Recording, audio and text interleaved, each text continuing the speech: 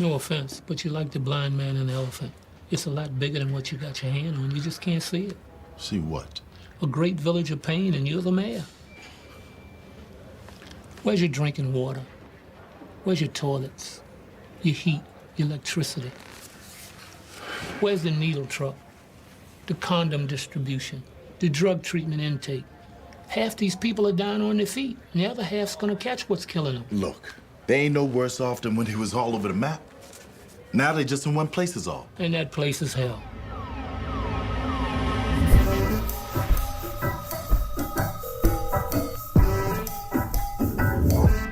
Alex Cottrell and Toby Huntingford present Caught on the Wire.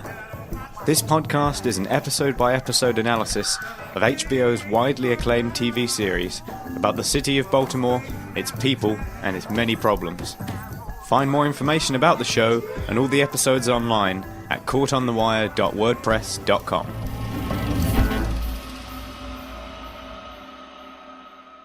Hello there, welcome to Caught on the Wire. We're back with you again, me and Alex. We're on Season 3, Episode 8, Moral Midgetry. How are you doing today, Alex? Good, back from the break. Yeah, we've had a little summer break. Have you been up to anything nice?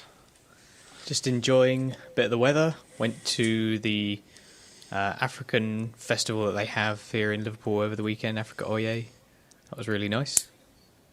Yeah, just enjoying the weather, playing a bit of frisbee. Doing some mixing, of course. Sort of mix between hiding in the house with the sun beating down and then taking advantage of it as well. Striking a balance. Yeah, that's what summers are for.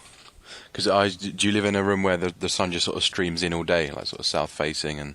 Well, in my little studio, I've had to put more because I've got some blinds on the window, but I've had to get an old duvet cover and hang it over the thing holding the blinds because the sun is so bright when it comes in the evenings that I just have to have something. It's they're not like blackout blinds or anything. So, but anyway, the blinds, yeah, they live up to their name. Then the blinds. Yeah, they're absolutely useless. Yeah, that's all right. No, I've just taken a little break in Paris just for a little summer holiday. The weather's been pretty awesome down there, so just been enjoying the heat really. And but very, very restless to get back on the wire as always.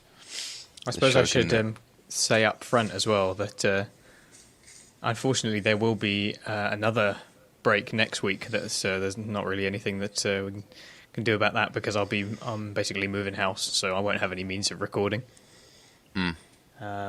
So yeah, it'll be this episode, and then there'll be another break, and then it will be July, the next episode. July the... Oh my god. 10th? It will be when the next one is released. Oh. After this one. Oh, I feel the pain. But, there's not a whole lot I can do about that. I won't have any means of to record it. It'll all be in boxes, so... Oh, damn it. Oh, well. You'll have a nice new house for next time round. Yeah, exactly. A new studio. So, yep. All right, well, we'll look forward to that, and we'll try our best to call that it for summer holidays. But yeah, normally we kick things off with a dancing around various TV shows segment. Obviously, Game of Thrones is now off our screens and gradually slipping from our minds, I think. That's True true, Detective, quite quickly this time around as well, I feel. It's not quite, didn't stick as well as the previous seasons. Well, the biggest problem with the finale is them doing too much. They built up all of these storylines and had to suddenly bring them to an end, so it was climax after climax in that finale. I felt a little bit drained, and not in a good way. It was just almost hard to follow. Yeah, I mean, climax after climax, but without the drama in a lot of cases as well. There was only really one climax that got full treatment, the one in King's Landing, and the others seemed to kind of get glossed over a little bit, which was strange. But I mean, in terms of the actual plot developments, they are very, very, very significant. Perhaps more so than any other episode of the show, actually. But because there were so many of them crammed together, I think they all ultimately lost some of their power.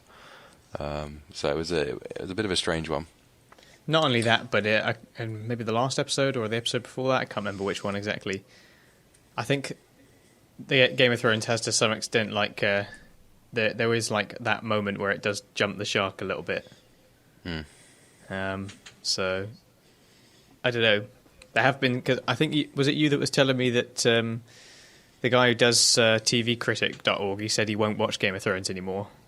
I know that. Well, I know that two of the fairly well-known Thrones casts. I think there's Unspoiled, who do a Game of Thrones mixed with the book podcast as well as the TV Critic. They both have stopped following the show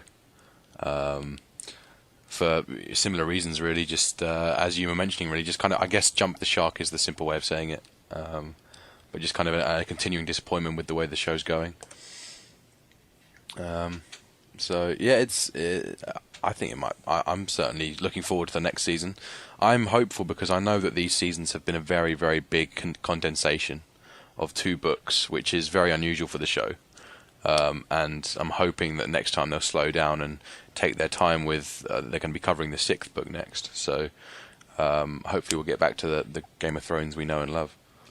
Not only that, but there aren't many shows. I mean, that was its 5th season. 6th season? 5th, yeah. 5th season.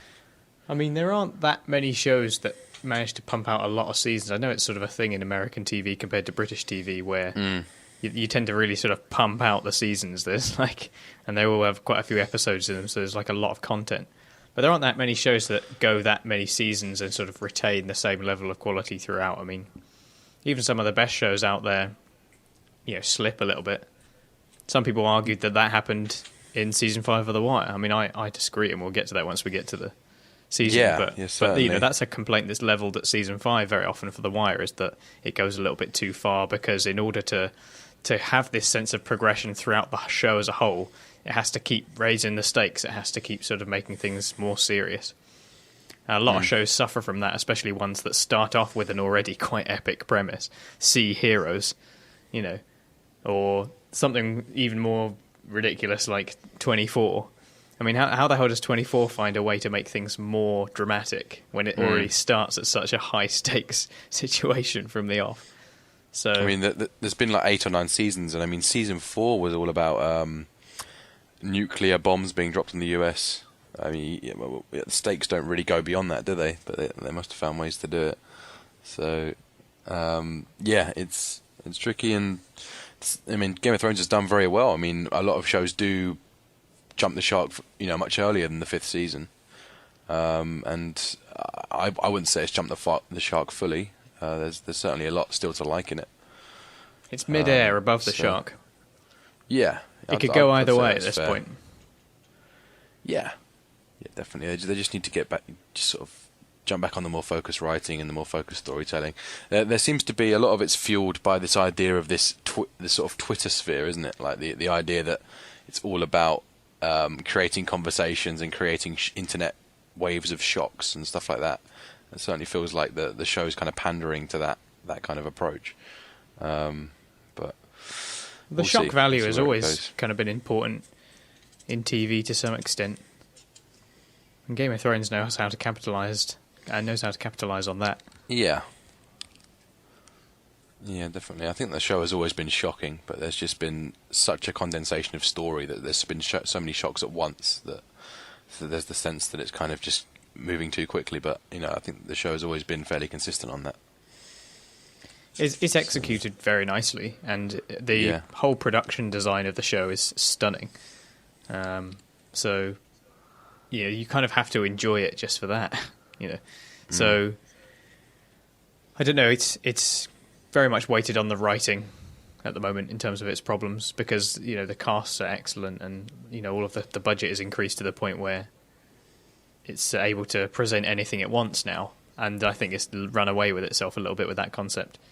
Now it started showing too many things that are epic and large scale, and you don't really feel like there's much of a gap.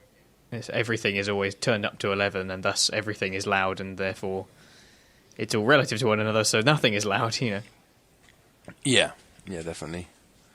Yeah, a peak is a peak because of the troughs, isn't it? And when you get rid of those troughs, then you don't really experience it. So, I mean, it still has plenty of moments of greatness between characters, so I mean, I'm confident that it can sort of find its feet a little better without trying to cram so many things in and without everything needing to suddenly be a really, really, really big deal all of the time. Like sometimes what works in drama is the way a story can intrigue. It doesn't have to shock or, sort of scare or be really epic and have some epic fight scene going on all the time. I mean, you said before in season 1, there are it avoids all of the battle scenes.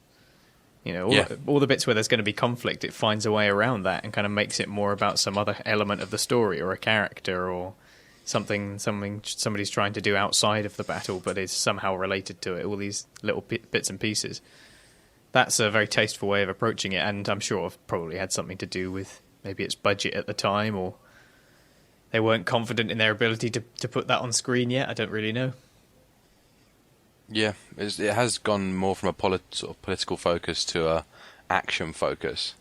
I have been rewatching season 1 actually over in Paris recently, and it's a very different show. In some ways, it's better now because back then you didn't realise at the time. I don't think because everything was so fresh, but so much of season 1 is people just expositioning each other. They're just giving you the history without trying to, or making it look like they're not trying to, and it's just developing this backstory, and it makes the conversations feel quite ham-fisted compared to how they do now, where everything's kind of as of the moment, where everyone's been caught up on the history, everyone knows what the stakes are and who people are. And back in season 1, the show really did make a labour of putting all that information into the first season, which it needed to do, to be fair to it, but it's certainly changed a lot since then.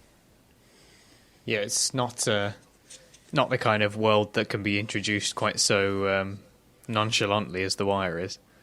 Yeah, there's so many different factors, and because there's so much fantasy, and you've got to understand all of these relationships, we don't have much to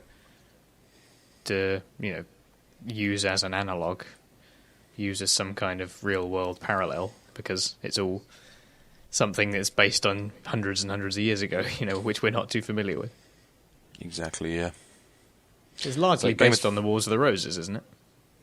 Well, I mean, the first season is the Lannister, Lancaster, the books and are, I know. Stark, the books York, are based on that.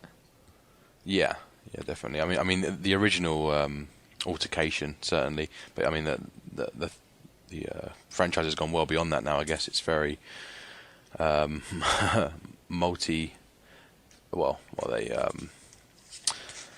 factions. I guess that's the word I'm looking for. Lots and lots of factions involved now. But the show has been replaced by True Detective as of last Sunday gone. I don't know if you've managed to watch the episode, Alex. I've not seen it yet. No, I've been speaking to a friend of mine who's been watching that sort of thing as well. He said he started watching it, but he wasn't particularly impressed with it compared to the first season. Yeah, I have to regret. I've tried to watch it twice, and on both occasions I fell asleep. And I don't think it's a testament to my fatigue. It's more a testament to the show. It's just really boring. Like, I mean, fair enough. You do give a show a chance. You're not going to necessarily watch half an episode and say, nah. I mean, God knows I did that with The Wire a couple of times, but I'm sure maybe at the weekend I'll have a bit more energy and I'll plug it on. But there's some big names in this. There's Colin Farrell, there's Vince Vaughn, there's Amy McAdams, and just as big names as they were in the first season. But it feels very much like the show is trying to be the first season, but sort of another 50% ahead. It's trying to be very dreary and gloomy. It's got a particularly weird opening sequence. The first season had a weird opening sequence, but it was really satisfying as well. It had a fantastic song that really got under your skin as the season went on. And this is just really, really strange. And Vince Vaughn, I've got to say, is just such a boring screen presence on this. From the sort of half an hour that I saw of it, but I will push on. I have heard that it does get better in the later episodes. So yeah, I mean, to me, Vince Vaughn is kind of just a sort of comedy movie guy. I just associate him with loads of comedy films that B-list. Like, what's that one that he's in with Owen Wilson? Is it Wedding Crashers? That's right, yeah. To me, he's kind of a sort of bumbling comedy character. So to have him in something like True Detective just seems very odd. I feel like I might not be able to take him seriously.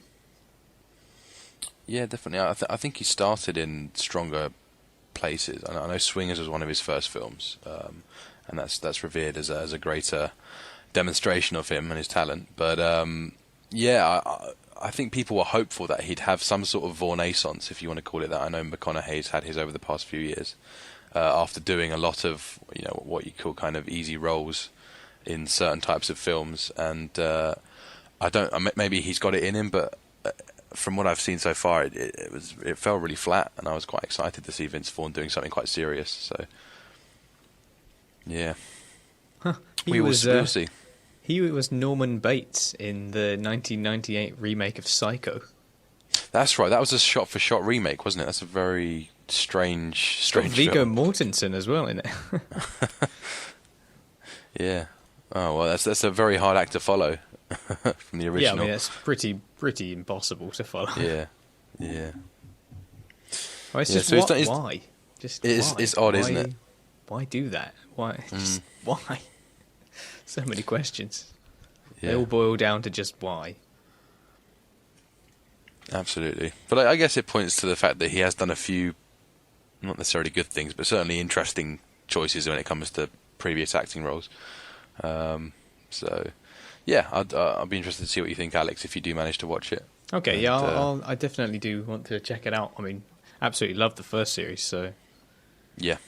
When they said it was going to be an anthology sort of style, I was very intrigued by it. But then they started announcing what was happening with it, and then they showed that trailer, and the trailer made it look very procedural and didn't really have any kind of uniqueness to it like the first series did.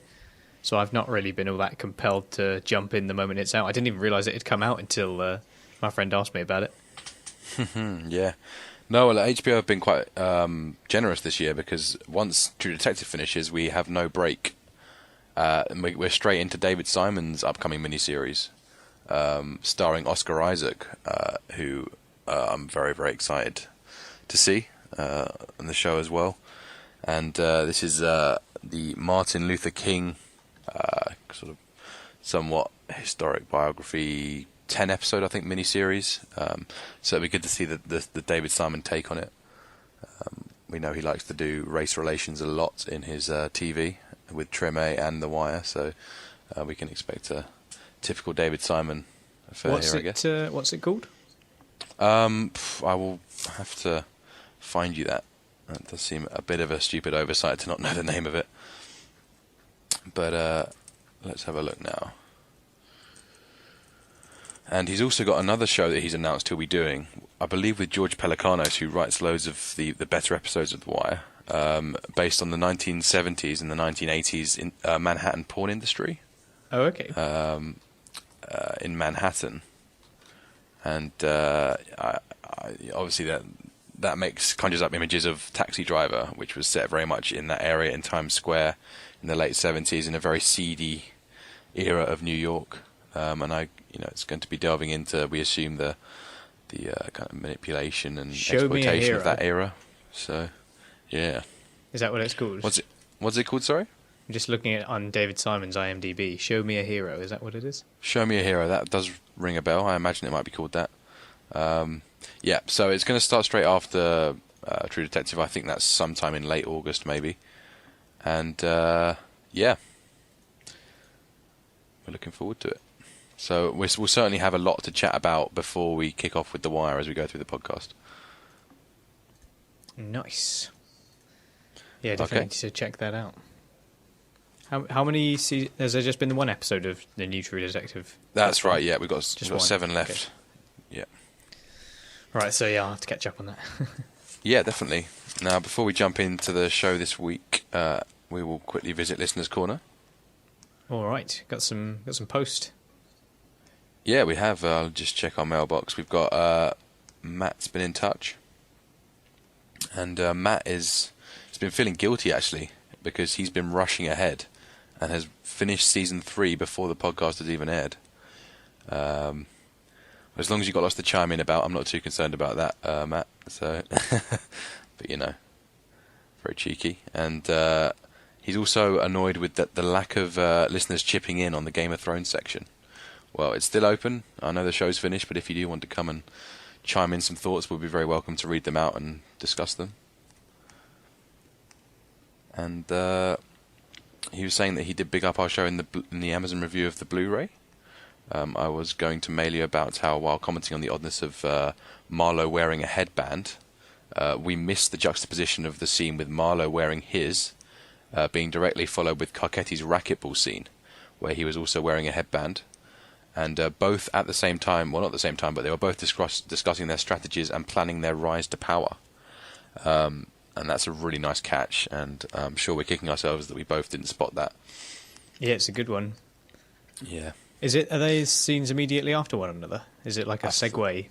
Yeah, I haven't checked, but the way that Matt writes here, it sounds as if it's an immediate segue, which would make it even better. So yeah, those are the sort of things that I always look out for, and clearly some of them do just slip under my radar. It's just too many. So, yeah, it's Can't just keep up with them all. Always more reasons to rewatch. And Matt says he listened just a little bit further and heard what we said about Avon noting that he was being seen by Herc, and he wants to suggest that he disagrees with us here, actually, with what I said about Avon's reaction. He felt that Avon didn't recognise Herc. Avon may have seen a cop generically, but I don't think his reaction was one of someone seeking recognition. Remember him waving his finger at the detail when they were trying to tell him in Season 1? That was overt. We'll definitely have to watch it again now. And Matt looks forward to the show each week. So yeah, thanks for chiming in there.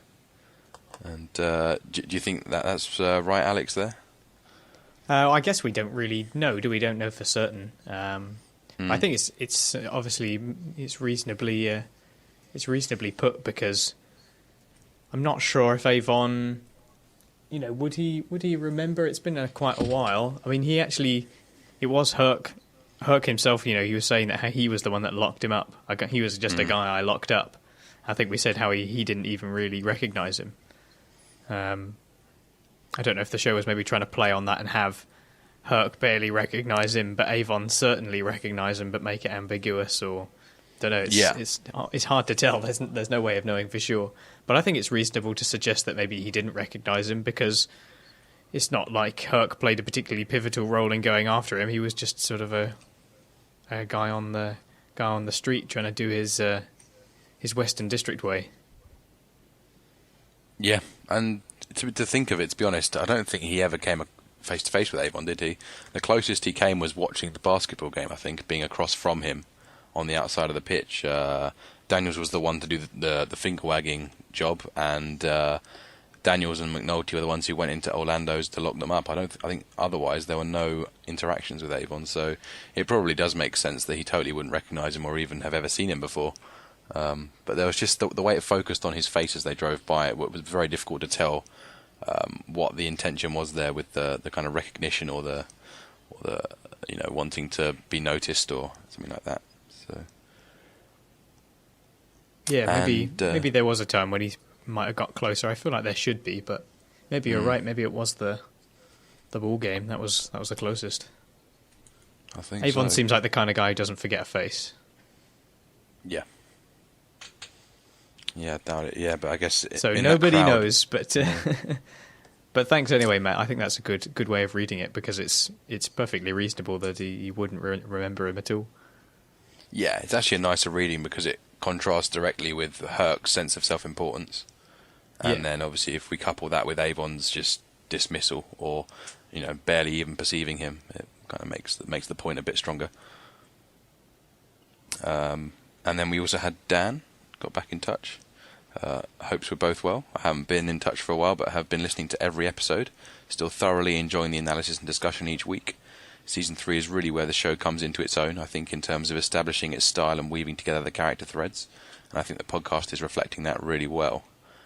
And I completely agree with that. I always say, that there have been some people I've tried to get into yourself. the show. Yeah. Absolutely. There's been people I've tried to get into the show and they often give up. Some of them in Season 1, some of them in Season 2, but very few have made it to Season 3. I think if you haven't seen up to the middle of Season 3, you don't really know what the show is capable of. I think if you get past that point, The Wire has kind of played all its cards. It shows you what it's capable of. It's capable of depicting multiple layers of the city, and the show's kind of expanded enough at this point to give you an idea of what it's attempting to do. So it's certainly, I think, quite a big landmark for the show.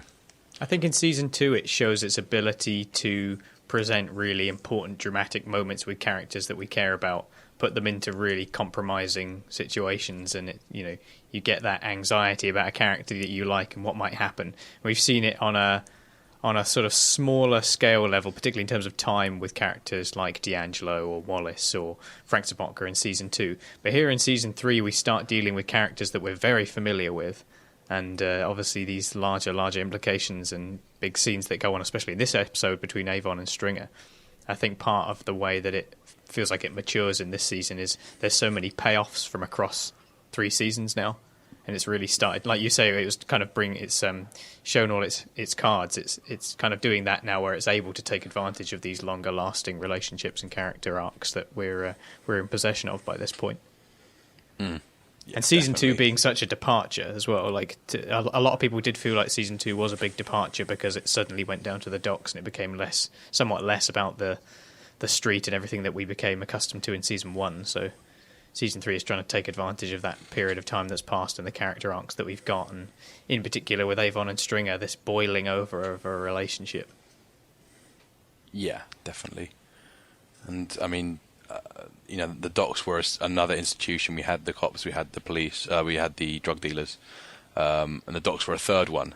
But I think when you bring the politics in as the fourth one, it's more than just another institution, because the politics is so interconnected with everyone. It makes you realise that the show is this big maze of connections, this big web, in a way that the show wasn't up to until this point, and it kind of connects everything together in a much more satisfying way.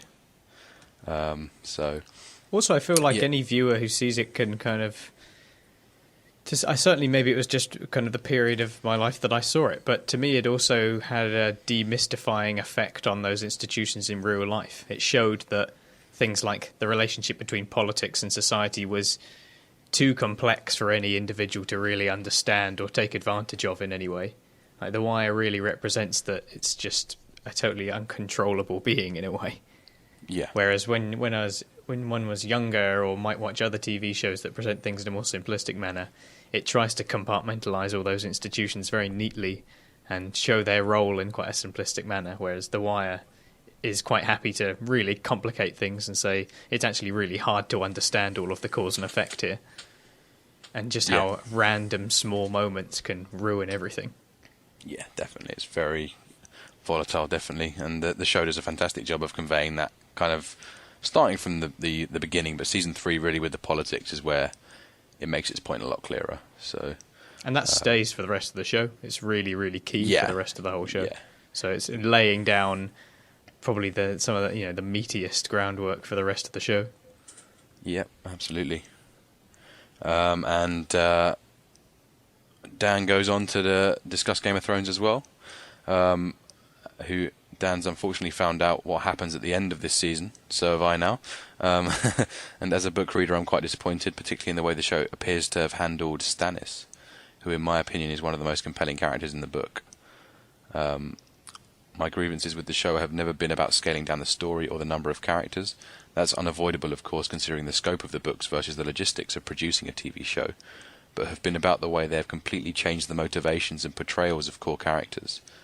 Stannis, Catelyn, Littlefinger, Cersei, for example, just needed a mini rant there. I'm sure I'd view it completely differently had I not read the books first. So, I do broadly agree with everything there, particularly Stannis, who I agree had the shortest shrift this season after a very strong start.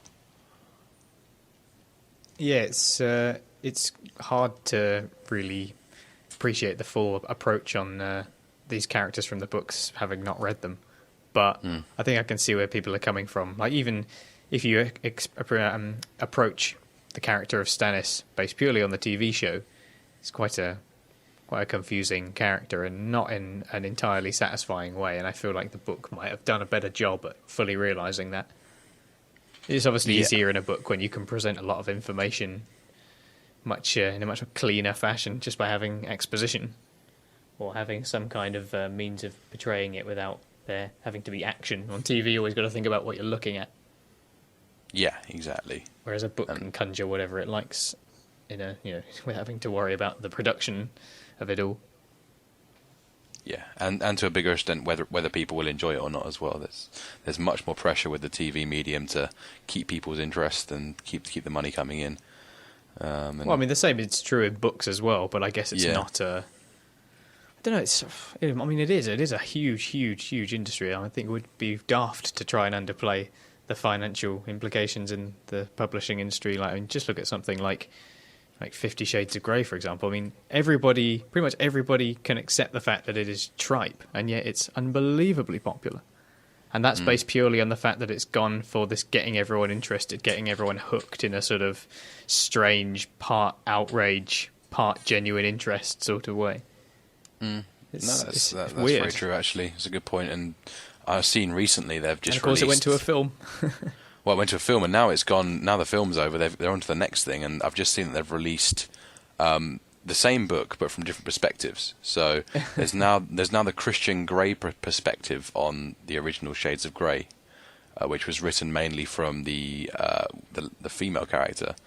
So now they're really milking the franchise and going to other places. So, yep, there's always more money to be made somewhere, I guess. And but that's the problem, isn't it? The reason why it keeps going is because people keep talking about it. So we're contributing to the problem. Let's stop that. We're actively killing. All right, so back onto The Wire. Perhaps a good moment to be back on The Wire. I came across this site a while back and thought about it again recently. With the close attention you pay to the epilogues, I thought it might be of interest. And Dan's referring to the Wire poster project, which is kind of, I guess, a site that's developing a number of desktop background style, nice sort of posters, bringing some epilogues into it as well. So it's certainly worth a look, and a nice sort of thing to feast your eyes upon if you're a big fan of the show. And looks like the site is still up and running, so I'm thinking of purchasing 2 or 3 posters myself. All the best, Dan. Yeah, thanks for your email. Okay. So the recap's nearly upon us, guys. We're just going to hear from Damon quickly. Damon was just mentioning how awesome it was to be featured on the live listeners' corner on our last podcast. Oh yeah, we caught Damon right at the very end, just before we were about to leave. Pretty much, it came through, and we did it there and then. He seems to be a little bit psychic, although he did believe that we're 6 hours ahead of Maryland. And I believe Maryland's on Eastern time, is that right? So I believe we're 5 hours ahead of Eastern. So, almost. But, you just keep up the good work, loving it. Can't wait for Season 4 to be examined. And neither can I. And yes, Maryland is Eastern. Excellent. Okay. So, 5 hours. UTC -5. That's what it says. Okay, I feel like we've had a very long intro segment. So I'm getting a little bit of a Wire withdrawal. Well, fear not. I'm ready to do the recap this week. Sweet. Bring us in, sir.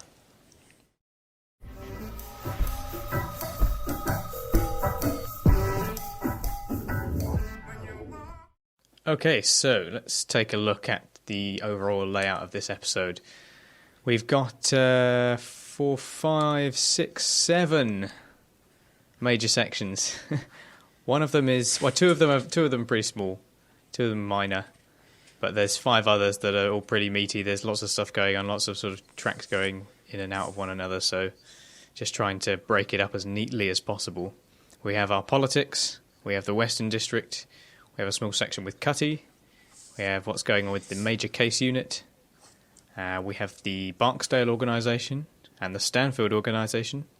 And last but not least, there's a very small bit for Omar as well. Wow. We've got our work cut out. Yeah, I say we get going. Yeah. And we'll start with the politics. So Councilman Carcetti hosts his Public Safety Subcommittee meeting with Acting Commissioner Burrell and Deputy Commissioner Rawls. He raises concerns about the impressive reduction in crime from the Western District and moves on to the witness protection problems the city has been having. Burrell tells him there is no funding.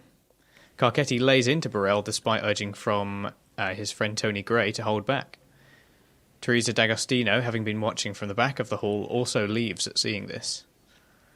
Later, at a dinner with Carcetti and his wife, D'Agostino chastises Carcetti for his short-sightedness in using facts to win arguments instead of inspiring people, and urges him to be more likeable. And later we see D'Agostino arranging coaching for Carcetti's political demeanour. Way. So that's nice our little Carcetti track.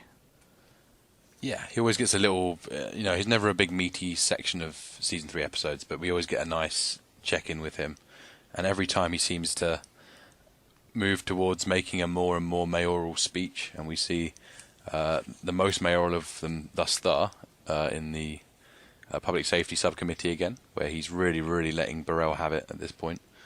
And he won't let Burrell have any victory moments. He even interrupts his response to the suggestion of a misrepresentation being, just an aberration. He's not going to hear a moment of it. He wants to completely make sure that the department looks foolish at this point, so he can begin to look like the saviour. And it does feel like the show is making a certain point about a particular type of politician.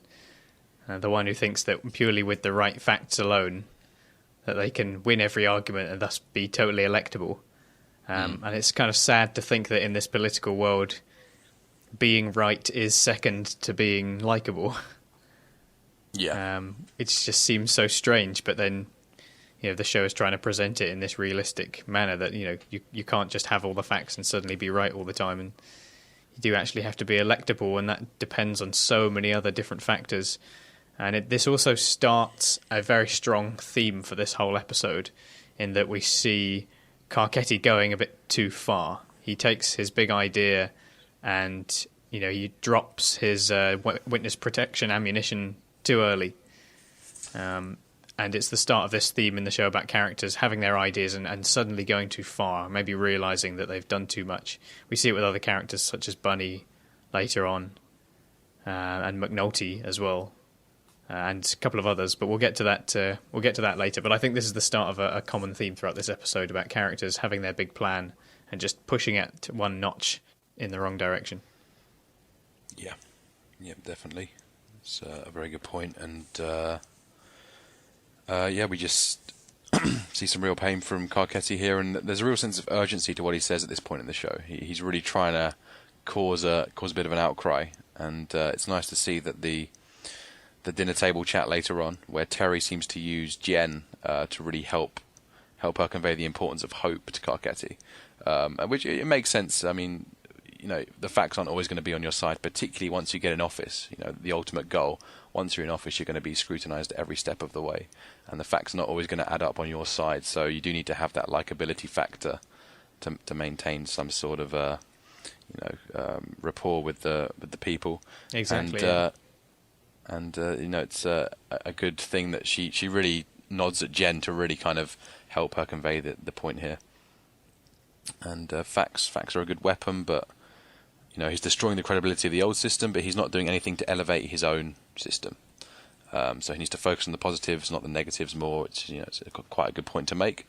And it's good to see him later on getting that training. And the best thing about it really is that the training really does have an impact. I feel after this that the way Aidan Gillen acts beyond this point when he gives speeches, you can really feel that likability element coming in. And I know particularly right at the end of this season, he gives his first real mayoral speech, and it becomes very entrancing. In the view of themselves, almost falls for his. Not that it's a lie, but that it's kind of a misrepresented elevation for him, and it's really nice how he gradually learns throughout this season how to speak with real sort of evocative tones. Yeah, there's a certain balancing act with Carcetti in this season where it wants to demonstrate that he, kind of like McNulty, has these really good intentions but ends up being a bit of an arsehole about it. It's not the first time, like when we get to the final bit where he's getting the coaching with D'Agostino. it's not the first time we've seen that Carcetti very much enjoys watching himself give speeches. He kind of has this very satisfied grin on his face, and there's this arrogance and sort of devil-may-care attitude about him that he feels very cocksure all the time, like he likes to put his feet up on the desk. But at the same time, the show is also trying to bring out the best of him through these other characters, like you were saying with Jen and him improving his speech skills. So it's nice that we have these little bits with Carcetti where he's not forgotten about. He has these small sections, and almost like it prepares us for season 4, where he becomes quite a major character. Yeah, definitely. I mean, the Carcetti scenes in season 3 aren't particularly engaging a lot of the time, but I feel that they really lay the groundwork, because once he arrives in season 4, he is suddenly a really major character, and it doesn't come out of nowhere. He feels really established, so it is really important that they lay down all this groundwork here. It would have been harder to start from scratch like that. So yeah, absolutely. And I think by mid-season 4, Carcetti actually becomes my favourite character on the show, and I'm sure it's no small part to the groundwork they lay down here. Yeah, definitely. And that's pretty much the whole politics section. It's just Carcetti's bit there. So that's one section. That's one of 7 down. Okay. Let's move straight on to the Western District. So the first one, a drug dealer named Tucky sells to an addict named Dee Dee in her car. Tucky is later approached by someone selling jewellery, who tells him to go in one of the vacant buildings and tell them that Rafik sent him to get a good deal.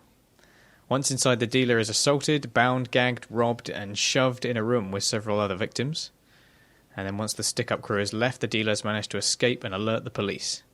They plead to Carver, Herc, and Colicchio that if they are not allowed to carry weapons, then the police should guard them against such stick-up crews. Yeah, so this kicks the episode off, doesn't it, this scene? Yeah. And I feel like the last few episodes have kind of started off with Hamsterdam, and we see a very similar story to last time. Lots of overdosing, lots of bartering for various items and goods and candlesticks. And yeah, we see the guy who's being dragged away, suffering an overdose at the start, and he's told by the resident expert that put some ice on his nuts and that will bring him straight back tomorrow for another shot. Yeah, there's some pretty bleak, sort of bleak stuff going on in the background here. Even and it shows the main. Sorry, not right. Even if the main event is the introduction of Dee Dee, but we'll get to that in a little bit. So you were saying, Alex? I was just going to say that it's showing how in this very sort of crumbled society, it's a city of pain, as it's described later on.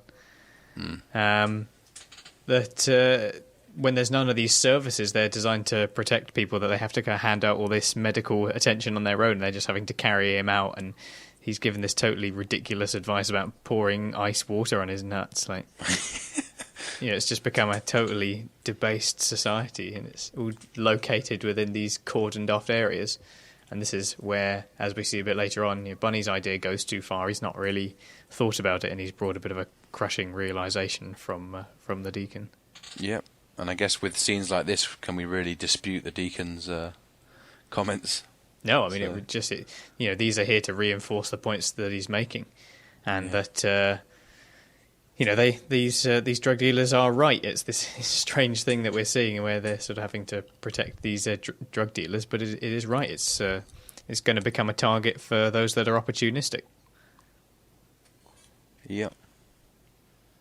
And I guess the main narrative of this scene is the introduction of Dee Dee, who is the sort of teenager scoring an 8-ball in I think it's some sort of fancy car, maybe a Lexus, and there's a kid who serves them. They're not interested in being social, as the drug dealer wants to go for a little flirt by the looks of it. But it's cool. So Dee Dee, do you know of Dee Dee in the? Yes, she's a prostitute in season 4. That's right. Yeah. And then there's the meeting that Bubbles goes to in season 5, one of the ones where he's like cleaning up and he starts getting those tokens and whatnot. Is it Narcotics Anonymous? That's right. And she's at one of those meetings. I remember that as well. She gives a big speech actually in one of those meetings. So yeah, it's really cool. She's very minor character arc, but kind of pops up. Yeah, literally one appearance each season from now on, and in each season she's gone through a really big transition. Obviously, she's doing quite well here. She seems to be sort of a well-off teenager with her friends, and clearly some bad shit goes down, and she has to, prostitute herself, and we see this in season 4, and then we go through the recovery process with Bubs in season 5. So it's certainly a pretty cool little arc for those who haven't spotted it. And there's a little bit more establishment of Colicchio in this episode as well, who we see here. Yeah. Who's not really been established much already, but we see that he's a very hot-headed, short-tempered, classic Western District way kind of cop, likes bashing heads and shouting and telling people how little he thinks of other people, and generally seems like quite a mentally disturbed individual. Yeah, I think he's the sort of character who blended into the background back when the police had the power that they wanted. But now that obviously they have to sanction a lot of this illegal activity, Colicchio's just not comfortable with it, and he wants to be able to, lay down some authority on these drug dealers, and particularly when they start asking for police response themselves, as we see in this scene where they have an ironic sense of entitlement to police response. Colicchio just isn't happy about it at all. Like, he really goes off on one here. This episode is a real angry man. Yeah. So that's pretty cool, and it's pretty crazy caper they're pulling as well in that row house with the watches. They're lining people up and tying them, ripping the drug money off them, and despite the wider lawlessness of Hamsterdam, these guys very much feel entitled to their police response. Which is fair enough, because the one rule is no violence. Well, that's of course what it's done is expose this major weaknesses in it. Is that if you create a zone where the law is essentially not looking, then it's not just the particular crimes that you wanted to decriminalise that become prevalent. It's all the other crime as well. You're not just turning a blind eye to that crime. You essentially you're making yourself blind to all the other potential crime as well. So this is something that the police now have to deal with. Yeah. Yeah, absolutely. All right, well, we mentioned earlier about Bunny getting a talking to from the Deacon, so let's move on to that bit. Yeah. So, Major Colvin takes his friend the Deacon on a tour of his cleaned-up areas and then brings him into Hamsterdam. Colvin discusses the dealer's earlier complaint with Carver and suggests that he pay the now unemployed lookouts to watch for trouble, acting like auxiliary police officers.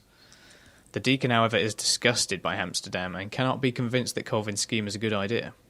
He asks Colvin to provide things such as clean water, needles, condoms, and treatment centres now that he has concentrated the addicts into one place, but Colvin says that such schemes are outside of his mandate as a police officer. The Deacon then meets Colvin later in a pool hall and tells him they need to discuss the situation further.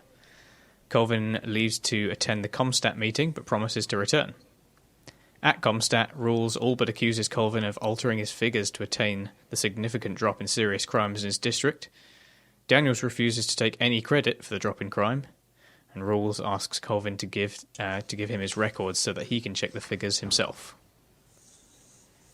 Yeah. So the Deacon is the first person to have the privilege of being shown Hamsterdam. Yep.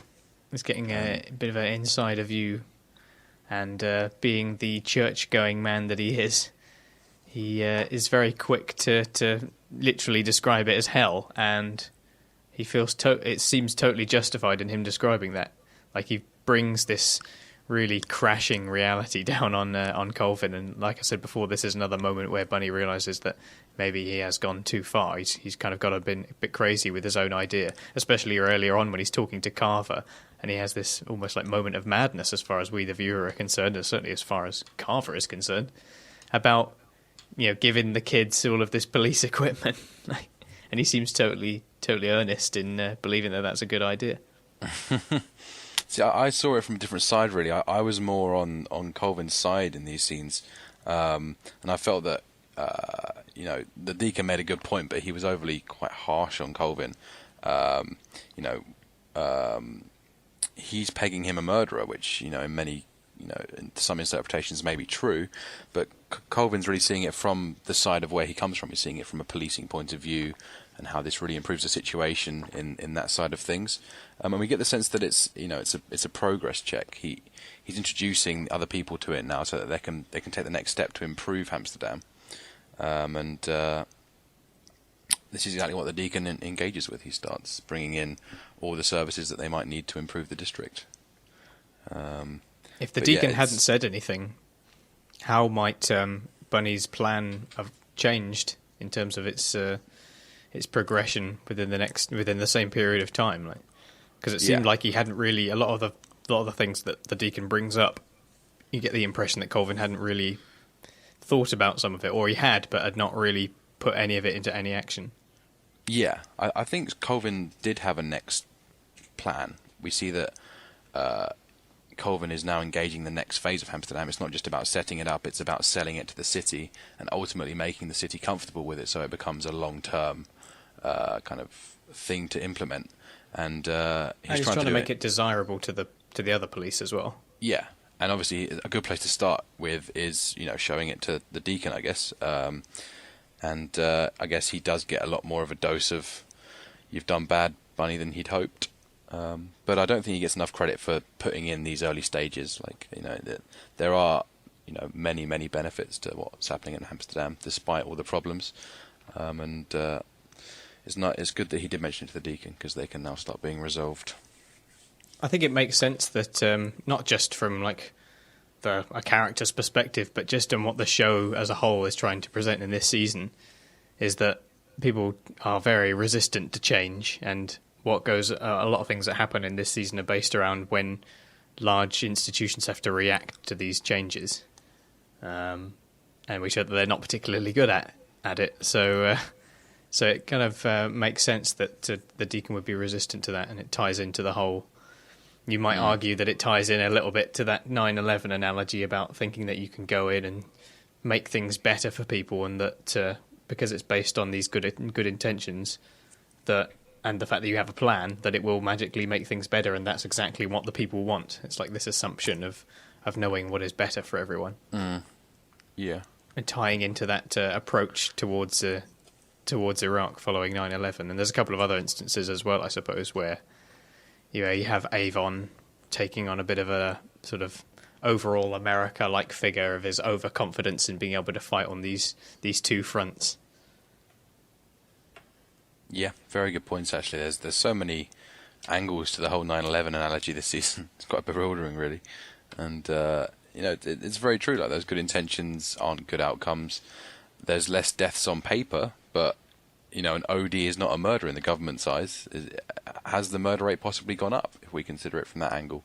It's it's a real mess of problems, I guess, really. And it shows a murder rate, but not a mortality rate. Yeah, absolutely. That's what I was looking for. And so do we include the bit where the community folk come in and try and bring some sense of community to Hamsterdam, or is that coming later? No, that's coming next. Okay. All right. I think there was a bit about Comstat in there as well, wasn't there? There is. We have the Comstat meeting where Rawls is very disbelieving of these drops in stats once again. It seems like they're slightly hard to please in that area. They demand drops and they get a big drop, and then they just there's no way that can be true. Yeah. The system's so fixed that they know that there's no way that it could have been done like that without somebody messing around with it. So yeah, it's just so broken that any number that doesn't seem duked, it's just instant dismissal, isn't it? It's just kind of no one's looking for the truth, everyone's looking for the lie, and that that perfectly sets up season 5. No one looks for McNulty's lie; they all just follow along with it and adjust. So it's not even on the radar, and. They're more after a 1.2%. He's looking for the missing decimal point, which I quite liked when Rawls mentioned. Yeah. So, yeah. And the fact that it's interesting that he thinks that Daniels might have some part in it. Yeah. He was. That was the only possible justification, wasn't it? That Daniels' detail was off to a real flying start. But no developments quite yet from the major cases unit, although we sense they're on the cusp of something this episode. Yep.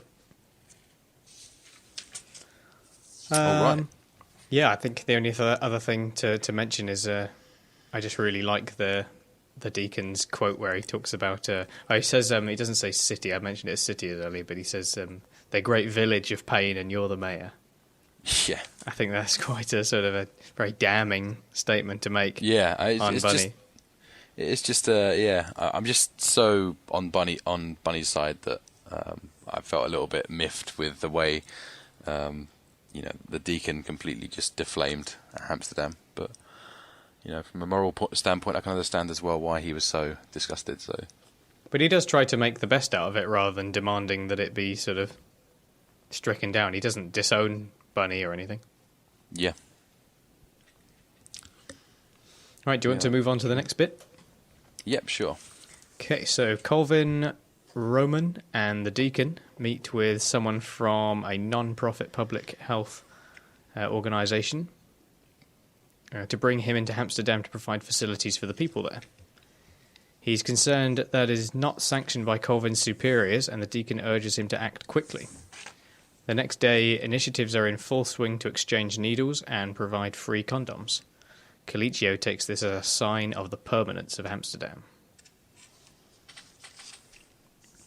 So this is the little bit where we have them first meeting, and they're in they're in that pool hall again, I believe.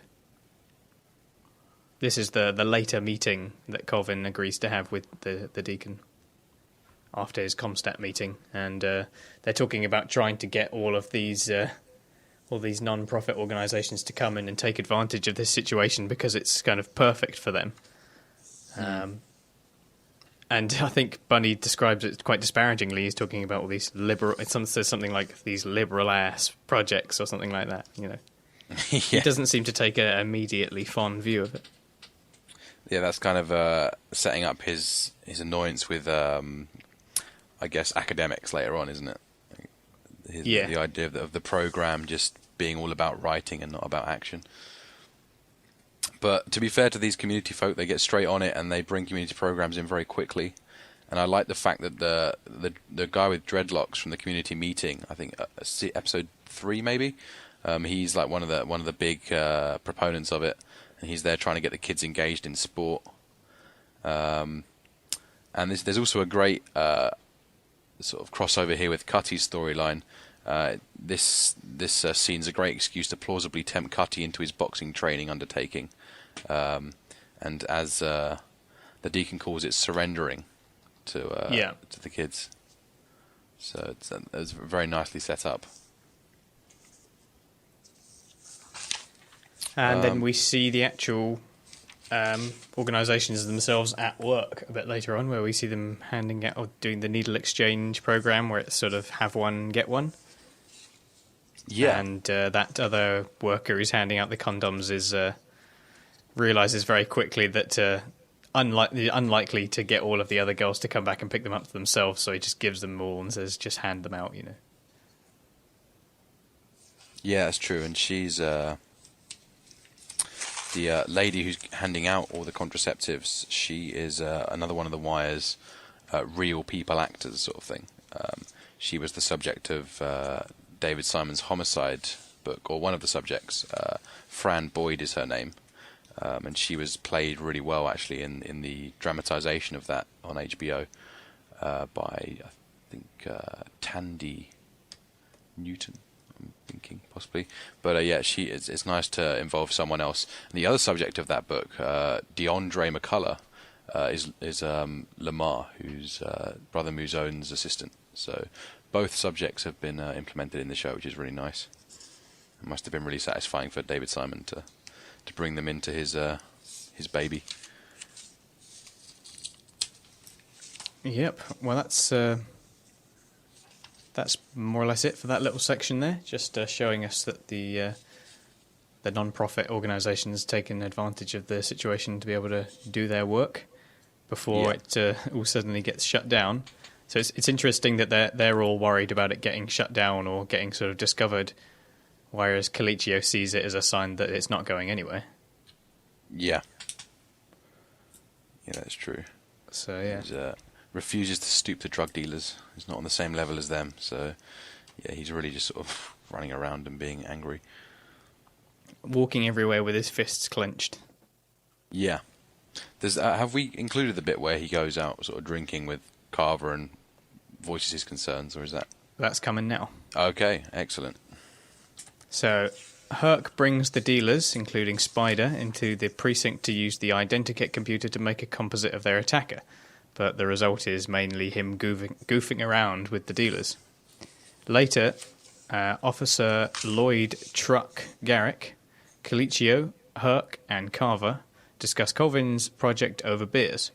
Colicchio expresses his disgust with Hamsterdam and is unconvinced that it will be temporary. Carver argues that Colvin has always backed up his men and has therefore earned the right to try whatever he likes. So we start with the police coming to interrupt the actual police work, you might say.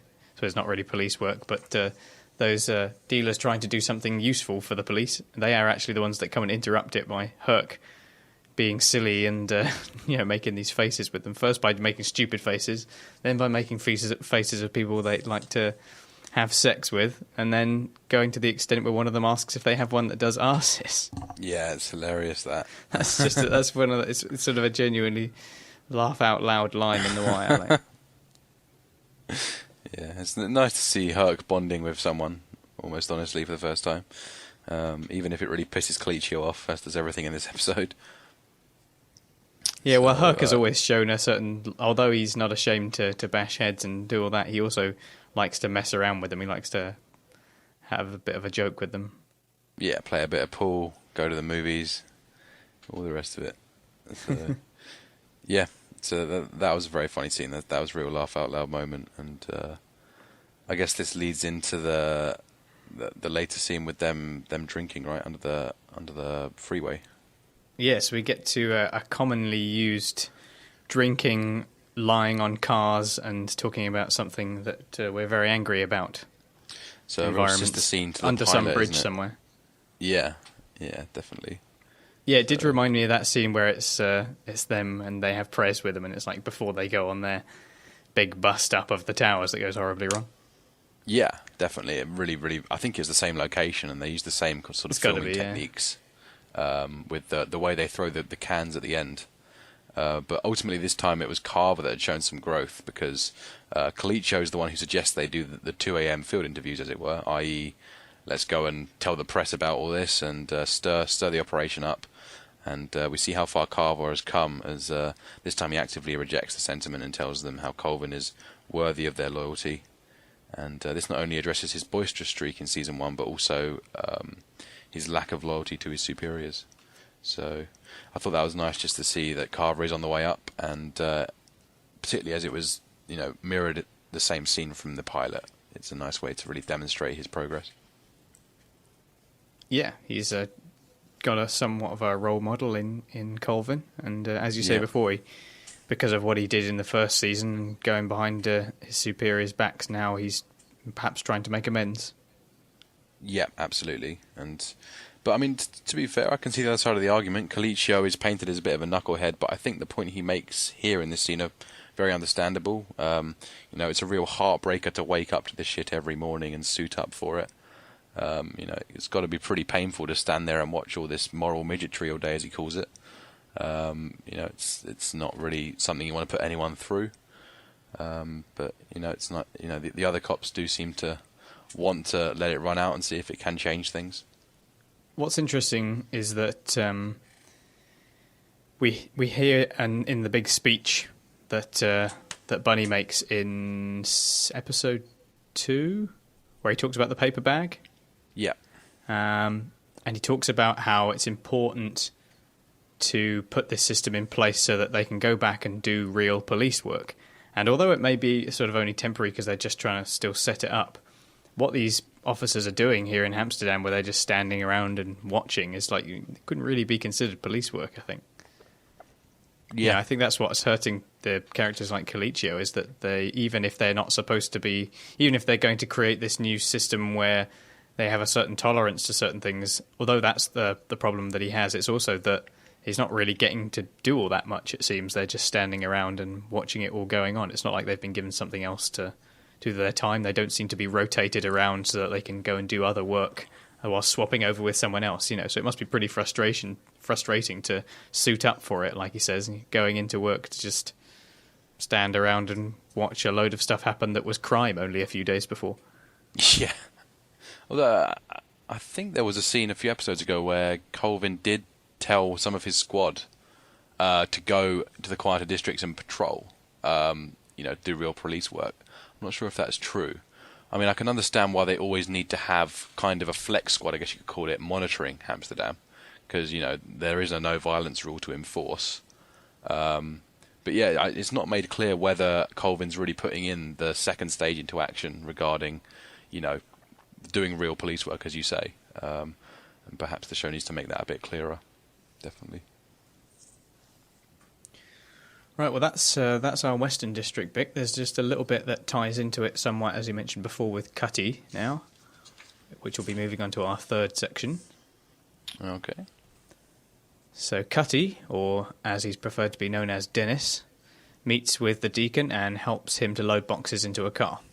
Cutty tells the Deacon he needs to occupy himself to stay straight.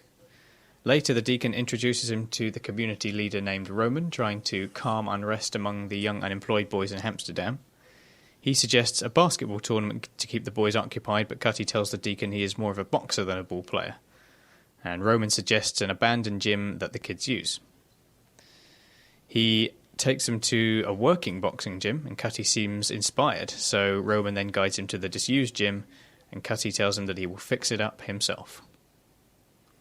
So again, similarly as with Carcetti, we have these moments with Cutty where he's not forgotten. We have these sort of little bits where we're kept in touch, and then he becomes, a pretty important character in season 4 with the kids. So here, he has another moment with the Deacon, sort of still rejecting the religious element of the Deacon's words. He wants something to just keep him occupied. And he seems very inspired by the boxing. So finally we see the beginnings of this gym where we spend a lot of time in season 4. Yeah, definitely. When he enters that abandoned gym, he sort of faces the rest of his life for the first time. Yeah. And the show doesn't show any signs of that Cutty's going to give this up. Even at the end of season 5, it looks like he's kind of in this for life now. This is his calling. And this is the very first step of it, which is nice to see.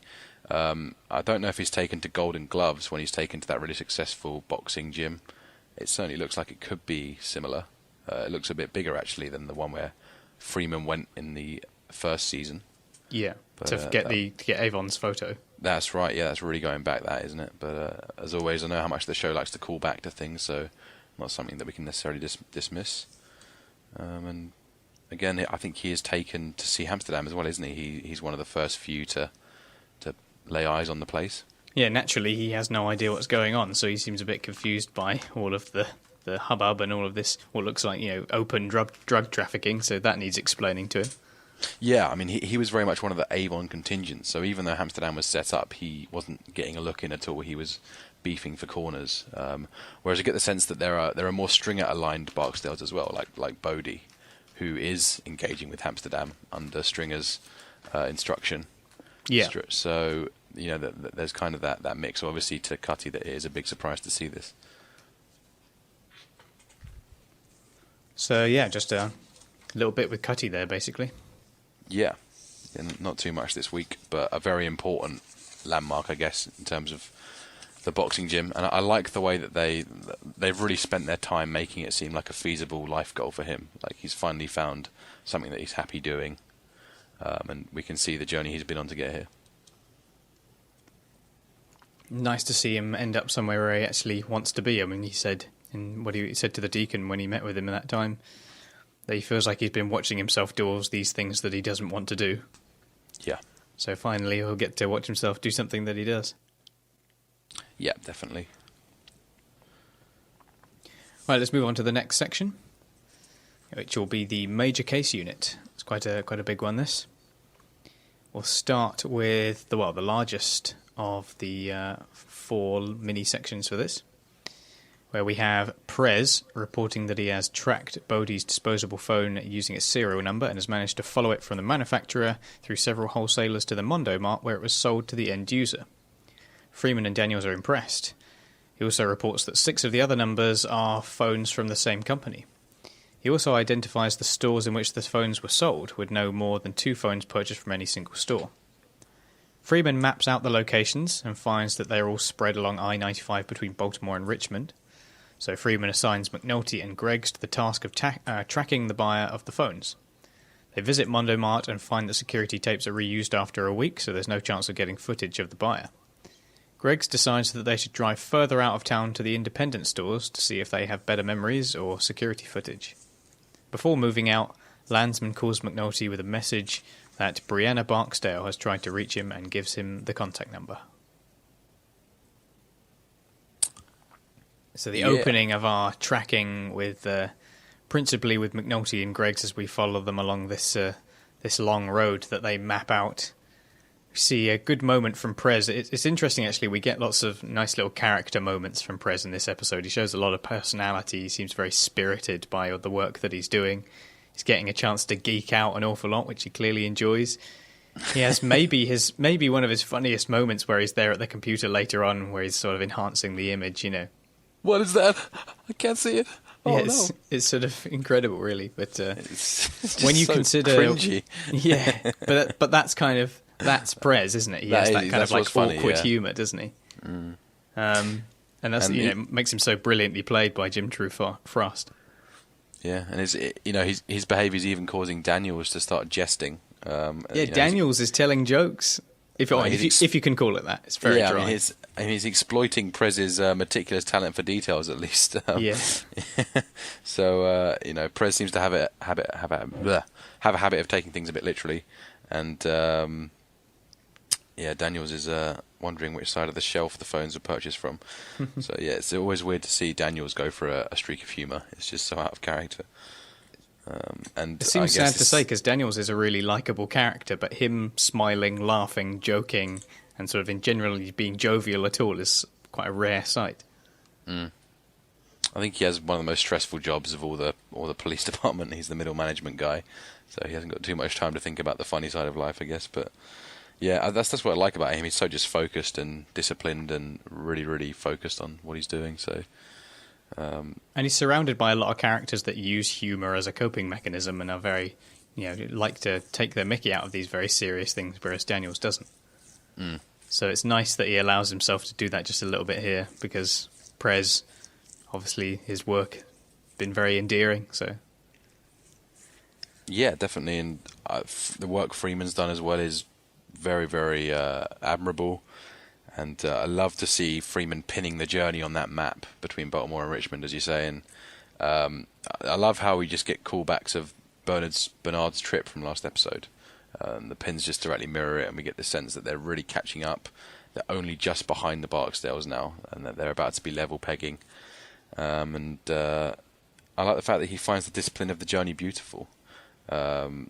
Great, both him and Daniels do. Yeah, it's so in contrast with the apparent lawlessness of the streets to the a passerby that that there are people out there who would go all these miles just for the sake of discipline, just in case someone happens to be snooping, such as these guys, to go and make add about a whole day to your workload, basically, just by going to all these shops. And it makes sense that they'd respect that effort.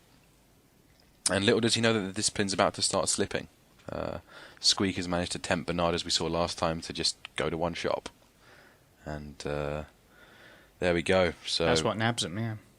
Yeah, absolutely. So we get the sense that the Major Cases unit is about to start overtaking the Barksdales in terms of how far ahead they are in the chess game. It's worth noting what a positive episode this is for Prez in contrast for what a negative one it is for him in the next episode. Oh, is it next episode he has his... Yeah, it's next episode where he has his little accident. Oh. And he kind of has to deal with the potential sort of... There is this suggestion of sort of subconscious racism, isn't there? Like, would he have shot the police officer if it had been a white guy who had suddenly appeared with a gun? That's kind of somewhat that it played. Daniels has to kind of reassure him because he knows that Prez hasn't done that, and we know that Prez isn't that kind of person. But the politics of it and the kind of public perception or whatever is suddenly thrown upon him, and although it's something he would have never considered, suddenly he feels guilt for this thing that has been suggested of him. So yeah, it's a very tough episode for Prez next. So it's in a way, as The Wire sometimes does, it likes to put characters in a position where they're very happy and they're very comfortable, and then pulls out the rug from under them.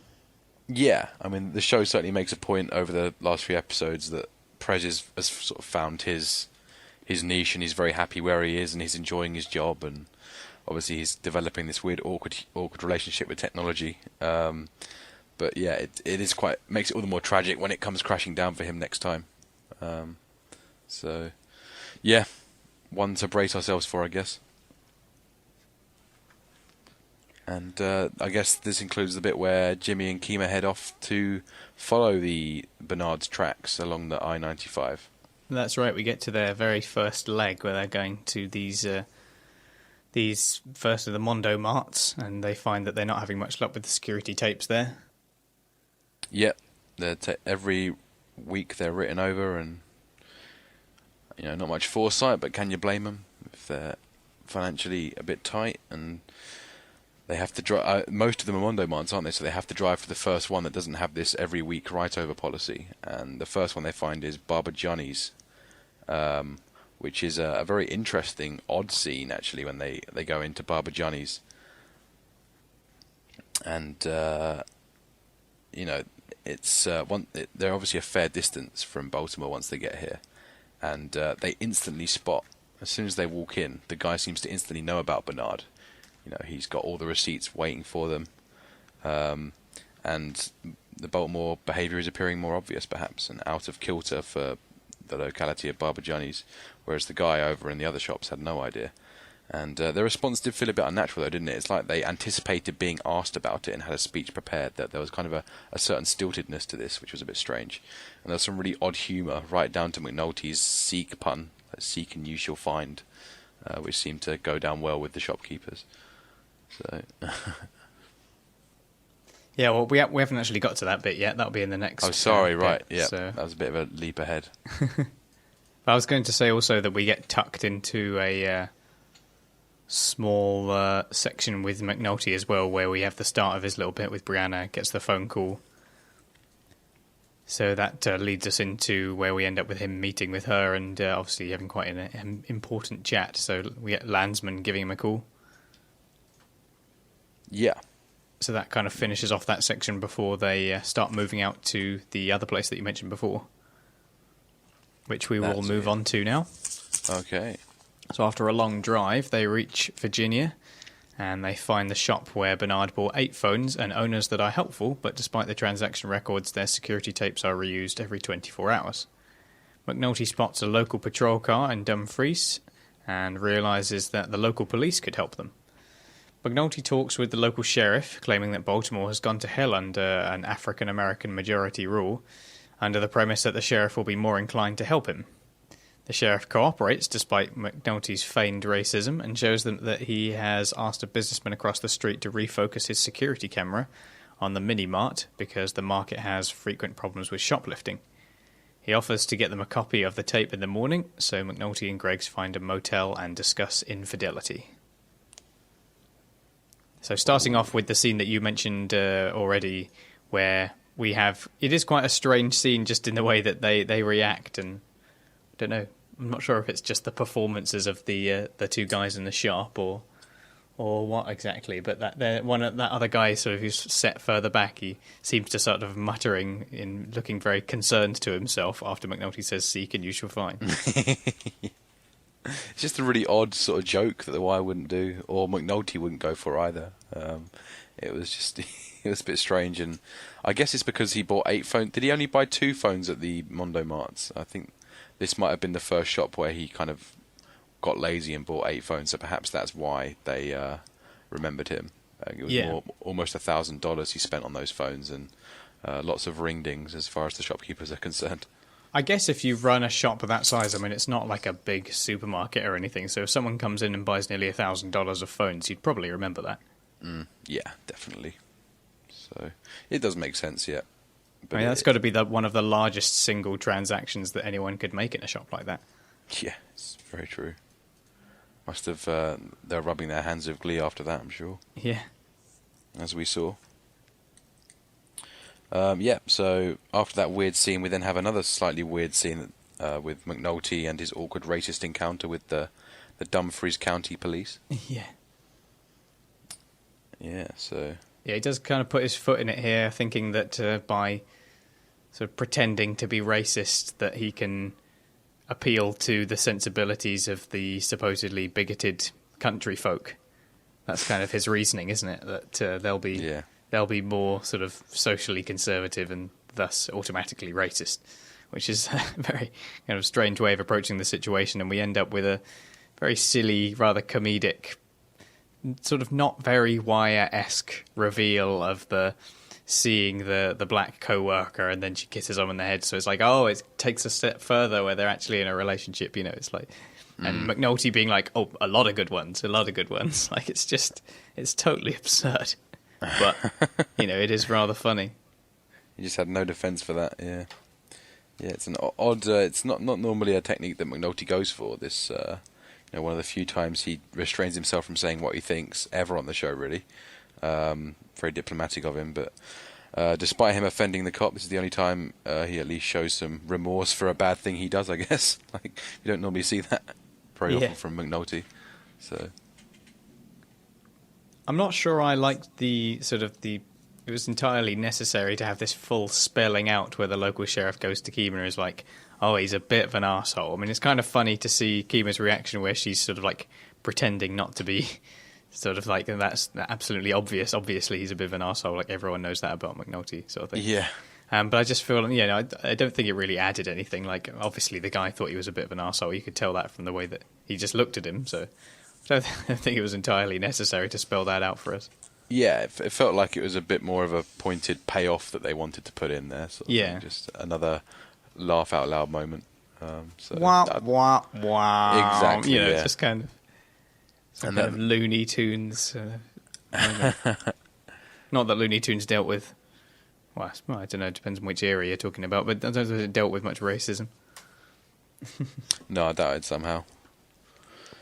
But yeah, so that was it. It was an interesting little scene. A little bit different than what we're used to. The only time the Wire heads down to the real countryside, apart from, I think, when the guys are dropped off in the forest to get back to Baltimore. But just a little slice of different culture, which is very heavily misinterpreted by McNulty here. Yeah. And then they go off to their motel, don't they? And they have to wait until the next morning to get the actual tape itself. So they learn that they're likely to be able to get a license plate or something, which is good for them. So they head off to the motel, and then they talk about, Greggs is talking about the fact that not even sure that she actually wants to be back, and she couldn't quite see how McNulty handled it. And we see a really quite sort of unashamed comment from McNulty about him playing the whole act up and getting your partner to tell the wife that you're in court, and then calling them later, and sort of having this whole plan, this whole act, in order to just sleep with other women. And he even makes a kind of like mock pass at Greggs as well. Yeah, I'm not sure that was a mock, to be honest. I think he was just testing the waters just in case. He's just so sleazy, isn't he, McNulty? Like magic, does he say magic fingers or something like that sort of whisper? It's just, it's hard to tell whether that was kind of a joke, but I wouldn't put it past McNulty. That was definitely testing the waters. He's just so sleazy. Yeah. Oh dear. So the less said about that scene, the better, perhaps. So yeah, just laying on the whole arsehole thing, really. Yeah. The Wire sort of is very careful to make sure that, despite how strangely likeable McNulty is, there's just these constant moments where he's just a complete idiot. Definitely. All right. So what's our next major case unit? Yeah. chapter? So our next bit with the MCU is Greggs and McNulty returning to the unit office with the tape, and they find Fitzhugh installing new equipment with Freeman and Prez. Fitz's equipment allows Prez to enlarge the image from the video camera footage and get Bernard's plate number. Meanwhile, McNulty calls Brianna back following Landsman's earlier message. Greggs and Prez track the plate number to a rental agency and find that Bernard rents a car from them every couple of weeks to make his collections. So just a short little bit here where they return to the office and we see Fitzhugh again, and presumably it's a combination of the fact that no one holds him particularly responsible for being essentially the guy that tipped off the Greek in season 2. Yeah, it's quickly forgotten, isn't it? Once the technology's there for them. Well, I guess he's making amends, isn't he? He kind of says himself that they asked for it, so he came. He kind of owes it to them in that sense that without realising he tipped off their number one target in their last major case for season 2. Yeah, that is true. Very, very true. Last time he'll be reporting on their dealings, I imagine. Keeping it stum from now on. Yeah. And then, like we mentioned before, we have that very funny scene with Prez having his moment with the video program. Mm. Yeah. It's very, very weird. Like, he seems to discover a zoom function. I'm not sure how groundbreaking that is. It doesn't seem particularly groundbreaking for me, but I guess this is 2004. But I guess he's playing up the fact that they see him as some kind of guy who's, he's getting a bit cocky in how he realises that they see him as having these magical powers almost of going right to the heart of all the detail and getting really in depth, and now he's playing up to that role, I guess. Yeah.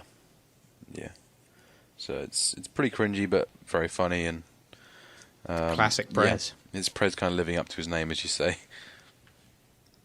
And the cool thing about this scene is that there's kind of two side-by-side scenes. If you listen very carefully, you can actually hear all of McNulty's conversation with Brianna in the background. If you can restrain yourself from listening or giggling at Prez, then you are able to make out the entire conversation, which is quite cool. It's good that the show does that without having to have a separate scene for it. It just kind of has it in the background, so it makes you aware that it's happened, but it doesn't need to dedicate a scene to it or put an aside for it, because it's not really necessary, really. Yeah. We want to save it for the big moment later on where they actually see one another. Yeah, 2 birds, 1 stone. And I assume is that our next section, is it? It is, yeah. Excellent. So McNulty meets with Brianna and insists that D'Angelo could not have killed himself. McNulty makes Brianna feel guilty by telling her that no one cares enough to look into it further, and he also brings up her role in convincing D'Angelo not to turn on Avon. Brianna asks him why he didn't come to her first, and McNulty responds by stating that he thought Brianna cared more about protecting the drug operation than her own son. He leaves Brianna alone and in tears. Yep, a classic scene here. Yeah, this is a crushing blow from McNulty. Yeah, and it's hard to pick a side here, really. It's tempting to go on McNulty's side. There is some real satisfaction in the guilt trip he lays on her, and you can see that satisfaction written on his face too. Like, he really, really treasures this moment he has here to lay it thick on Brianna. And it really is the end of D'Angelo's arc here. This is the last time he really has a bearing on the story in any big way. Yeah. And his death finally manages to hurt someone. Brianna's the first and only person to whom Dee's death actually matters. And it took McNulty to milk her denial out of it to finally bring it through. You could argue Avon felt something, but I think it was through the lens of himself. He was convinced that Dee killed himself to hurt Avon. And McNulty also, but it was ultimately fueled by his ego rather than his emotional relationship to the guy. So I think it's good that D'Angelo finally causes something from beyond the grave. He causes someone to be upset finally, even though he died more than a year ago. And Brianna really does feel the pain here in a very horrible way. Yeah, it's not it won't be the last time that McNulty takes the opportunity to gather a load of information on someone and then lay it out nice and thick on them, as he does with Templeton in season 5.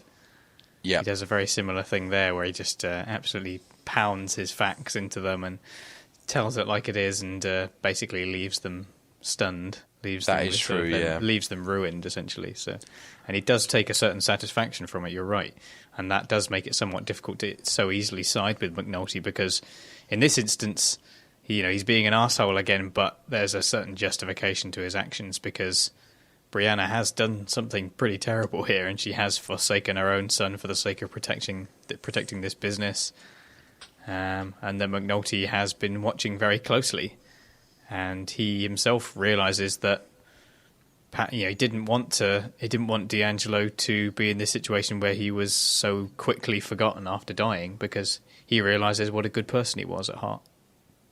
Yeah.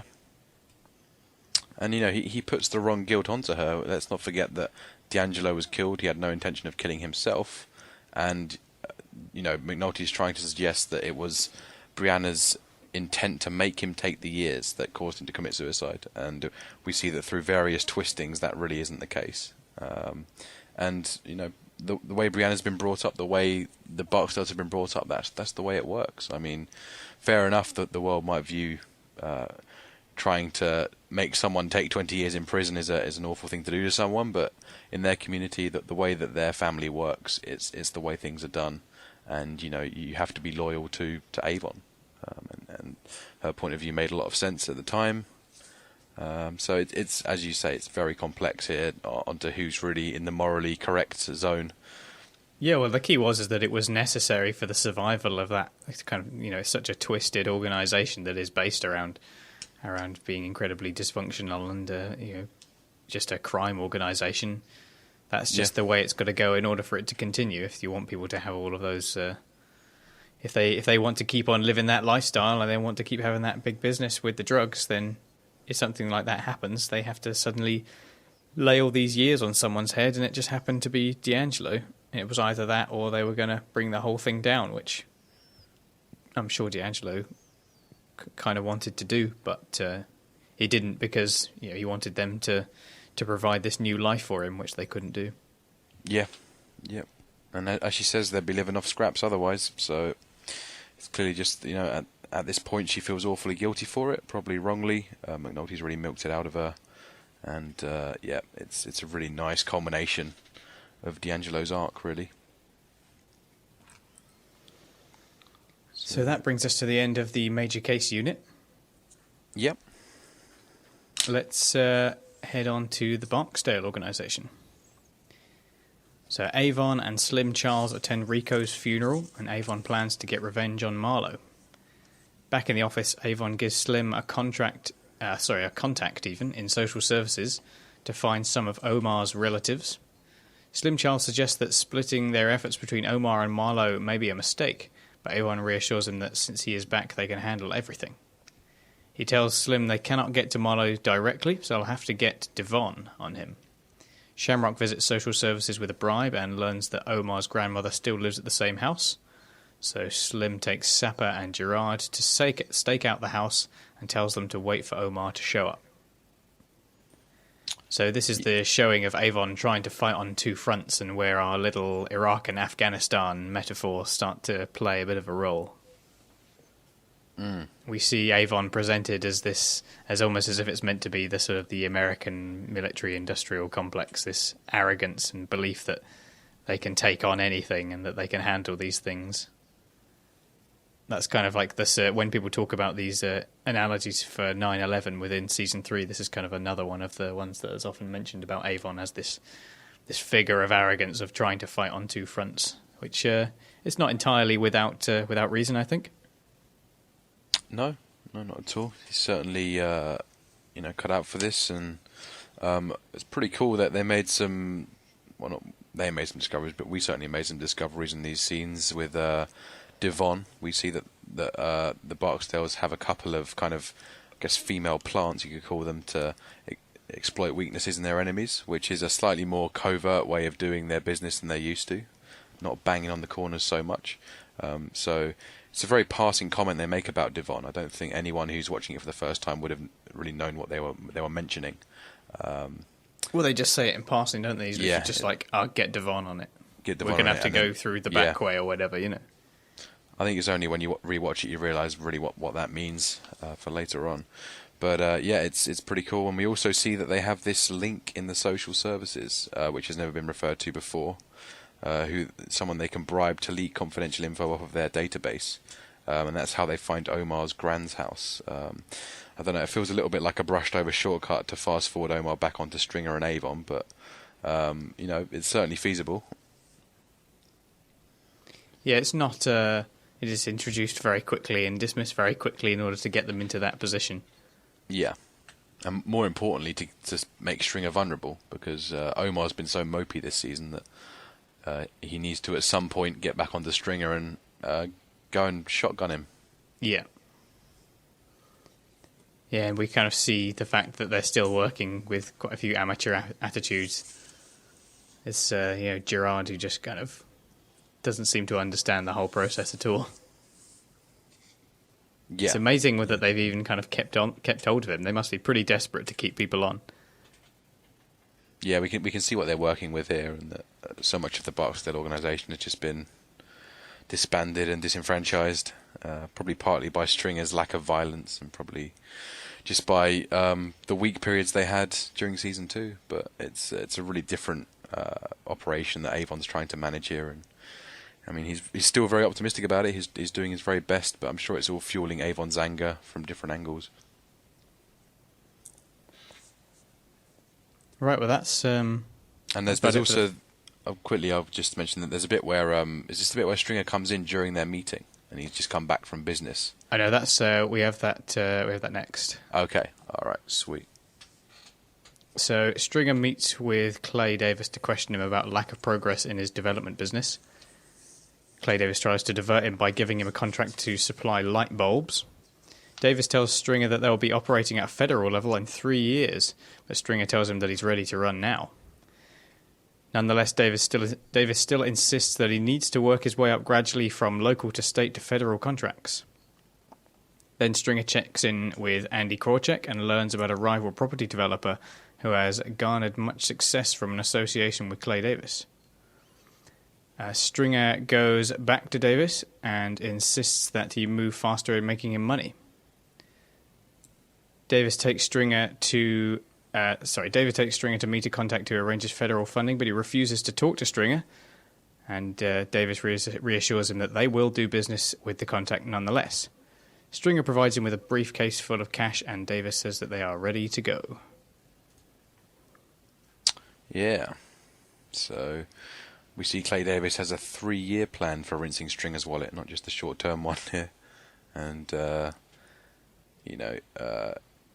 Clay Davis gives him all the wrong support. Like, he tells him that he's being bogged down by being cautious. Like, exactly the reason he's been so successful thus far.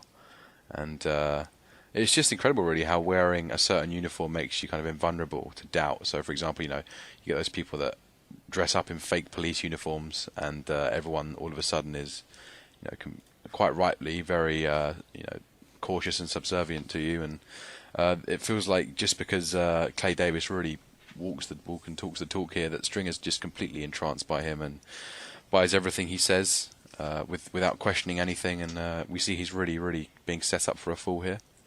And he's just using, stupid metaphors instead of actually telling him real things. He's just the money faucet, the golden goose, cruel walk and then run. There's no real specific elements of what he's getting his money involved with here. It's all just wishy-washy dialogue that Stringer's putting his trust in him to know the system that he doesn't, and it's just a little bit short-sighted.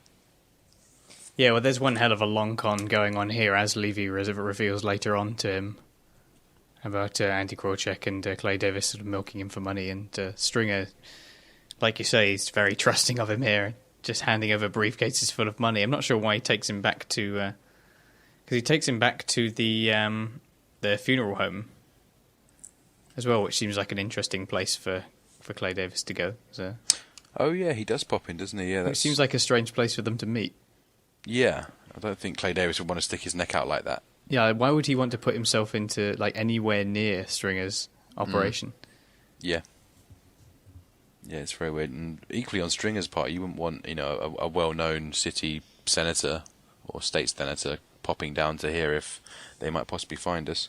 But yeah, it's certainly a strange mood. The one that makes more sense is when Clay takes Stringer to the financial building or whatever downtown, and at least tries to add further credence to his deception by showing him some sort of random businessman who might be interested in investing in Stringer's fortunes. And I don't know whether this guy's a plant or whether he's generally just sort of playing uninterested. But whatever it is, it works for Clay Davis again, as Clay convinces Stringer that this guy actually is interested after everything he's seen. And I guess it just makes it all the more real for Stringer in his mind. Yeah. And I guess the show makes a small effort to try and show where this trust is coming from as well in the process of this story, where Stringer is when he sees Andy Krawcheck, he kind of sees about this rival property developer and the fact that when he started running with Clay Davis, suddenly he started becoming very successful and making a lot of money. Again, it's not clear if this is some kind of story being made up by Andy Krawcheck, because we find out eventually that he's in on the big con as well. So he could just be making it up as well. But it certainly seems to be enough to help convince Stringer that Clay Davis is the guy that he needs to be giving large briefcases of money to. And this is further reinforced by Clay telling him that he's going to have to spend money to make money. As he says, and I think it's a really good quote where he's like, "You got to spend money to make money, otherwise every pauper would be king." Yeah, very true. So it's those sort of lines that really intoxicate Stringer, I guess, and that's the thing. I kind of respect Krawcheck more, because Krawcheck does speak in real English about the business, and it makes it sound a lot more convincing. It's all about the delayed permits, and I need some more money for that reason. Whereas, Clay's not hiding the fact that he's using silly metaphors. Let's get some money into the golden goose so he can lay a golden egg, and all the rest of it. And especially when he's like, the money faucet. It's so unashamedly just like, I love money. Let's get the money. Yeah. It's just it's just quite laughable, really, when you really take yourself out of the context. Yeah. Yeah. So that's that little section there. I'm not sure why he tries to give him this little contract with supplying light bulbs. That's a bit of a strange bit as well. Oh yeah. What the fuck do I know about light bulbs or whatever it is? Yeah, it's yeah. It's totally kind of weird, and certainly to Stringer, a completely meaningless contract that he's now contracted to do something or other with supplying light bulbs, and But yeah, this scheming, corrupt senator thinks it's a good investment for me, so hey, why not? Yeah. He's not really asking that many questions, and at least when he does, he's quick to back down and quick to hand over his money. So that's all that Clay cares about. Yeah, definitely. I'm sure it's helped by just their endless supply of money. Like, we're making so much money, we don't know what to do with it, as Stringer's already said to Avon. So I guess when you haven't got that much reason to be cautious with it, I'm sure you can just sort of throw it out and hope it will come back to you. And for someone who's never been involved with these bureaucratic systems, that's kind of what you'd assume, isn't it? You'd assume that because I have money, I can therefore make more money, as Clay Davis is putting it to him. But it's all about smarts at the end of the day. There is one tiny little bit extra that just follows on from this that I probably should have added on to the end of this section. I'll just say it now. We also have Brianna, who visits the funeral home looking for Avon and finds only Stringer. Stringer tries to dissuade her from talking to Avon and promises to put them in touch. So added on to this from the bit with the funeral home, we have Stringer now that he knows that Brianna's been talking to to McNulty, he's basically trying to stay as far away from, trying to keep them as far apart as possible. He's really trying to protect his interests here, and it reaches the point where he later on demands that he's kept anywhere away from her. Yeah. He can really. It's becoming one of his biggest forms of stress now that Brianna's pressing this so much, and Stringer's not coping with it well. I feel like he's exposing himself quite heavily here. It kind of feels like he's raising his hands up almost and saying. And I get the sense that Brianna also senses that as well. Like she says to him, no one should mess with a mother's grief like that, quite pointedly. And so he's trying all he can to insulate Brianna from Avon at this point, so they can. I guess that's also perhaps part of the reason why he decides to drop the bomb at the end of the episode, which we will get to, because it's getting to the point where he can't really hold it back much longer. Yeah, I guess it reaches the point where he would rather feel the satisfaction of telling someone about it than have someone sort of catch him in the act and make him look weak. Yeah. He wants the power of being able to tell someone. And that's two Barksdale siblings who have been put in their place through big guilt trips this episode, once we get there. Yeah, that's right, yeah. Also worth noting, another Shut That Door. when Brianna enters. Oh, yeah. That's more of a subtle one. As she comes in, he immediately says, "Shut that door." Oh, right. I never noticed that one. Excellent. And there's also the bit where he pops into Avon's meeting, and Avon's all like, "Do you take care of business, Trey? Take care of business?" And it's just kind of this sort of ironic mockery here. Well, that's a little bit later on. There is. Oh, is it? I'm sorry. I thought that was. No, the section that we have that leads us into our obviously big scene, but with Avon and Stringer. I was going to put it at the end of the Barksdale organisation bit, but it depends very much on what happens with the Stanfields. So what I'm going to do is I'm going to make it part of the Stanfield section because it immediately follows that. Okay, sure. And it will also close our recap, which seems appropriate. Right. Yeah, definitely. So let's have a little bit of Omar. I have the very small section that we have with Omar before we get to the Stanfields. Omar has moved his crew over to the east side and is having much more success robbing the dealers there. On their return to the west side, they're surprised at Hamsterdam, and Omar believes it is too good to be true and refuses to consider it as a target. So just a little bit of checking up on Omar. He seems to be smart enough, I suppose you might say, to see that there's something a little bit fishy going on there and won't consider it a target. Maybe he should, considering how much luck those earlier dealers were having. We also see that as they've been over to onto the east side, they seem to have gathered an awful lot of stuff. And he says about how they weren't ready for them, and they've got watches and money and drugs and a whole haul going on there. I also get the feeling that is it Dante? Yeah. I also get the feeling that he's getting a bit sort of. Sometimes it seems like Omar talks to him like he's a kid. Mm. And we kind of see a little bit of annoyance from him in this scene, although it's only a very small moment. Like you can kind of see him maybe getting a little bit annoyed with that, where Omar's like, sort of lecturing him that he knows what to do, he knows what's going on here, he's got it all figured out. Yeah, definitely. And obviously, I mean, Dante's got problems because he's still trying to, settle back into the group after having been the Tosha's killer, technically, the friendly fire. Yeah. And that's obviously been a big problem for Kimmy, particularly over the past few episodes. And it is at least nice to see that they've reached a situation where they can get back to being a crew again without too much animosity getting in the way of things. They can start ripping and running. So yeah, it's good that they're getting back onto that, and obviously it's setting things up for the next big Omar scene, really, where I think Muzone comes to town soon, and they decide to team up and let Stringer see what he's been waiting for.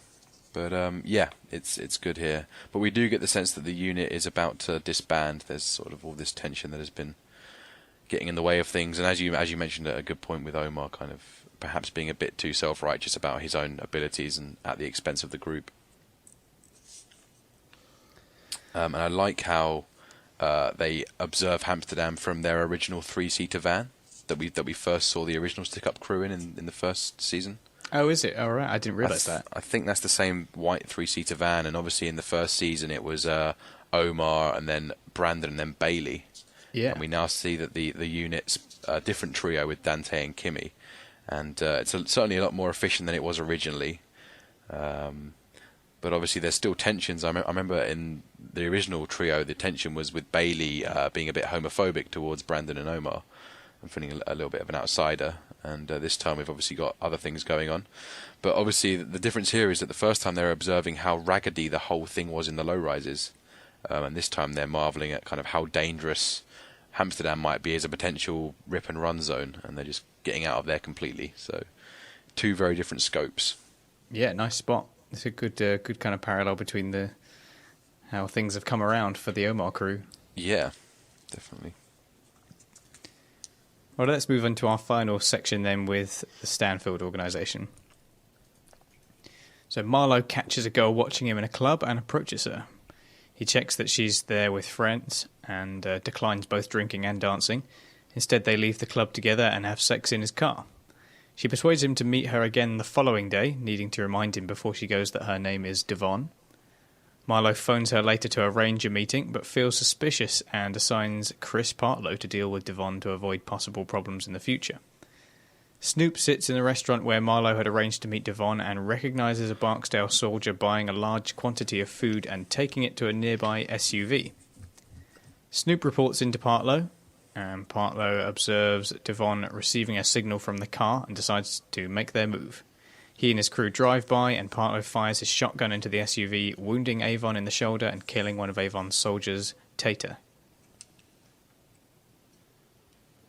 Yeah, the Marlo stuff's really kicking off now, isn't it? Yeah, Marlo's brilliant paranoia.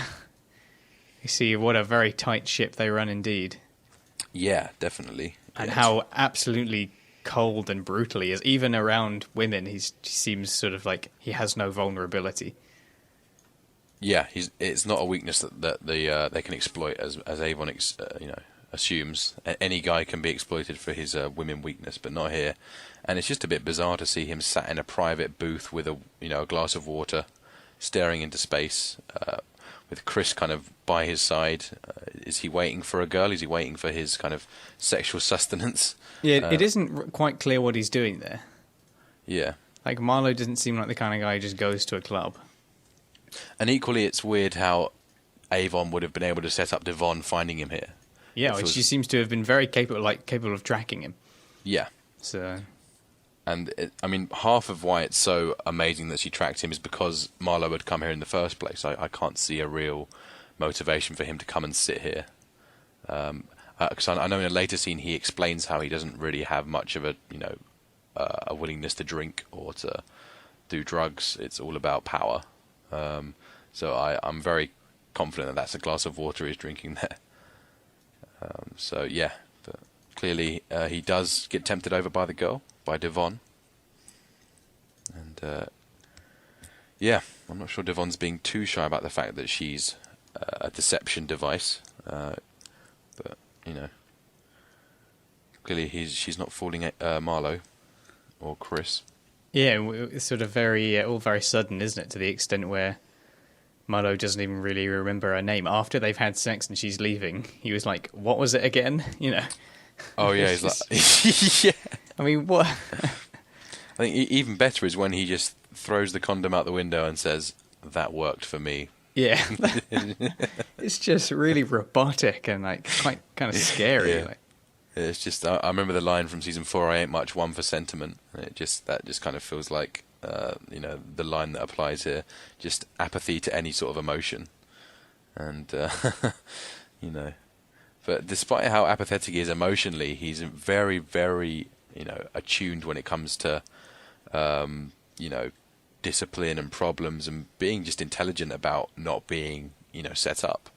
And we see lots of, sending Chris ahead to get a read 2 or 3 hours ahead, which is something that Chris passes on to Michael in season 5. And it's kind of I guess Omar's someone that does this as well, but it's not the sort of thing that you get the sense Avon would spend much time arranging for. And it really does come and whack him here because he almost dies actually in this scene at the diner. Well, it's nice because we've not seen a whole lot of Snoop yet. I mean, although she had her chance to do the drive-by on the motorbike nearly killing Poot, in terms of the character, we've not seen a whole lot yet, but it's nice to see how she can blend into the surroundings and seem somewhat non-threatening in the right scenario. In that diner where she's just there to watch that guy from the SUV come and pick up their food. Obviously comments on the fact that they're running a very sloppy organisation. And the fact that Avon is bold enough to go on to sort of, quote-unquote, the front lines, as it were, of his war. And, very brazenly sit there. I mean, if they were to come under attack, he's putting himself in harm's way. But I guess that's very much his style. He wants to be, in the trenches. Yeah. And also that we get the sense that there's never been a breed like Avon, like Marlo on the street yet, thus far. And obviously Marlo takes things to a new level, not just in terms of his power hunger, but also his military tactics and his real discipline for, just kind of military intelligence, I guess. It's a very small scale form of it, but it totally catches Avon out, and I'm sure he'll think twice about going out on the front line now. So what seems to tip Partlow off is this signal from the car, and they throw some kind of bit of paper or some kind of rubbish from the fast food out the window.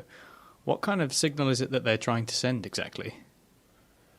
Well, I think what it is that Devon comes along, doesn't she?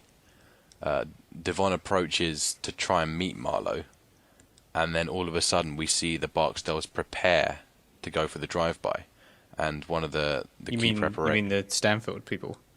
No. The Stanfields see the Barksdales prepare to drive by on Marlo when Devon arrives. That they assume they assume that Marlo will come out in the open, kiss Devon or whatever, and then all of a sudden, say hello to Avon's Ford Expedition or whatever, and the shotgun they've got. But I assume that the throwing the litter out the window was their indication that they're getting ready to, suit up and load the guns, and here's Devon, here's our moment. And obviously I think they were convinced beforehand as well, but that was just kind of a confirmation that these guys are the Barksdales, and they're just doing a sloppy job of setting up a drive-by. I see. That's kind of what I took from it anyway. But yeah, that seems reasonable. I mean, it had the unfortunate effect of totally giving them away. So yeah, Marlo, being the far more cautious of the two, takes advantage of that. Or, well, to be fair, to give credit where it's due, it's Chris that reads it and is able to take advantage of that. Yeah, definitely. I get the impression that as soon as that Jeep was there for more than about 20 minutes, Chris knew that there was something fishy. But I think once he saw that the litter was being thrown out, that's when he knew that he was confident enough to go and do a drive-by themselves on the car. I get the sense that if that hadn't happened, they'd have probably sat back and watched and remained very cautious. But it was just kind of an escalating situation. So it was really, really sort of admirable to see these guys taking so much time over it and making sure they don't miss the slightest trick. And then they pick up on all those clues. And instantly draws us to Chris and Snoop as very likeable characters, really. Well, certainly, I wouldn't say likeable at this stage. I wouldn't really say likeable at really any stage. They're not really likeable, but they're certainly they're fascinating in how calculated they are and how cold and how brutal and how they approach this world of crime in a completely different way to any other character that we've seen so far. And like you said, it's a completely different breed of gangster. Yeah, definitely. So I think that's certainly a better reading of it. It's weird because Chris has a similar emotional distance to Marlo, but the way Chris speaks to people, there's a bit more of a sparkle in his eye, if you know what I mean. There's this kind of likability aspect, and he's so calm and collected, and that contradicts so heavily with his murderous statistics on the show. He's the show's most prominent murderer. It's just a fantastic weird contrast that always kind of draws me to him as one of the best characters on the show. Yeah, Chris is excellent. I mean, it just makes me think about how much we see of Chris in season 4. So it's pretty exciting to be getting small sections of it. Yeah, here. Definitely. In season 5 as well. I mean, he's fantastic throughout the rest of the show. Yeah. And I think Marlo's sniffing the problem out early with Devon is a nice kind of contrast to Stringer earlier on as well, because obviously Stringer's going through a similar shit test with Clay Davis to some extent, and he's just not seeing the signals at all. Marlo's picking up on all of the signals that it might be a trap. I mean, to be fair, Stringer's amongst professionals here, but it makes it all the more frustrating to watch each time as he places all his unwavering faith sort of in these politicians and developers. And yeah. And I mentioned before how this sort of recurring theme about characters going too far. Well, this is Avon going a bit too far. He's sort of being a bit too cocksure on what it is that can work. Trying rather maybe sort of if he'd focused on just Marlo, he could have taken a more deliberate approach. But instead, he takes obviously what is quite a tried and tested tactic against an opponent that is not predictable and is not of the same kind of world that Avon is, and as a result, his self-assurance takes him just a little bit over the edge, and he's very, very, very close to getting killed over it. Yeah, he's so lucky. He takes one of the... it's a shotgun. I assume there's a few pellets in a shotgun, and he seems to get one of the strays sort of in his tricep. Yeah. And misses the rest of it, so he's very, very lucky.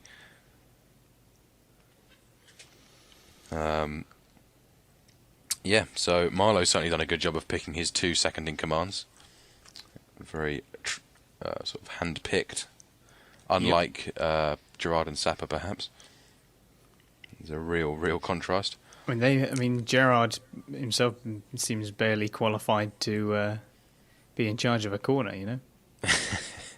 Yeah, it's a really cool to see the rise of Marlo. And then, of course, I assume this brings us to the bit where Stringer finds out. Yeah, this is now our final little section. Like I said, I was going to make it part of Barksdale's because it focuses entirely around that, but because it follows this shooting so immediately, and the fact that the Stanfield section kind of involves Avon anyway, it seems reasonable. So, Shamrock reports the shooting to Stringer and tells him that Brianna has been looking for Avon. Stringer orders Shamrock to keep Brianna away from him and Avon. Slim takes Avon to a veterinarian to address his injuries and later meets with Shamrock, Slim, Charles and Perry to explain their response, but Stringer interrupts the meeting and gets Avon alone. He warns Avon about the consequences of war.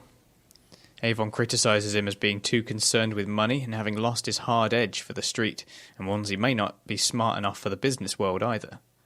Stringer says that thinking before killing does not make him soft, but Avon challenges Stringer's manhood by asking him who he has killed. Stringer then reports Brianna's meeting with McNulty and reveals to Avon that he was behind D'Angelo's death, prompting Avon to attack Stringer.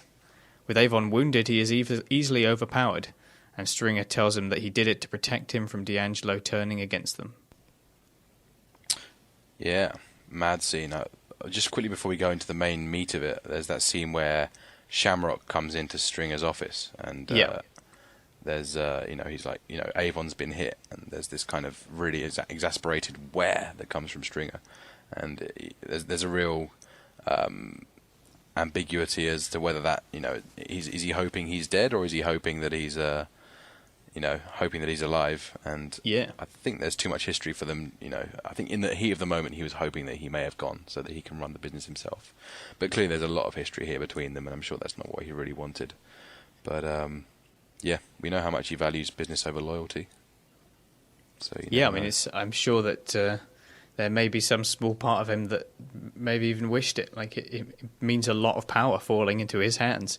So it's a sort of natural response to maybe be a little bit like, yes, Yeah, exactly. There was that kind of sense of hope when he said it, which was quite dark actually, but yeah. But yeah, you're absolutely right to point this out, because it is, although it's quite small in the grand scheme of this episode, it's a very, very telling and very, very Wire-esque ambiguous response from someone, never fully revealing what they're thinking. Definitely, yeah. And this obviously leads into the scene with the veterinarian stitching him up well. And I forgot how early this altercation was. This really feels like the first epic scene in The Wire. A testament to how long the show is. Well, it's over the halfway point of the whole show. Yeah. So it's episode 8 now. So yeah, absolutely. It's the first time that characters that have really been, that we're really invested in, have really been at loggerheads, and it's a fantastic moment. Yeah, absolutely. Well, it's all part of what we were talking about earlier about how the show is maturing. In that sense, it has reached that point where it's able to take advantage of these longer character arcs. I believe it was it Matt who said that? I can't remember. One of our listeners' corners emailers was saying that the show has kind of reached its stride at this point, and that demonstrates the importance of this scene. That's right. Dan mentioned that. Yeah, it was Dan who said that. Okay. So it was. This is kind of like an important scene for that, because, like you say, it is the first truly epic scene in that regard. It's two absolutely amazing performances. It is really, really thrilling. I think it's fantastic that they didn't actually try to make it a fight at all, because that would have been ludicrous. It's so much. The actual kind of altercation that they have is a completely minor part of the conversation.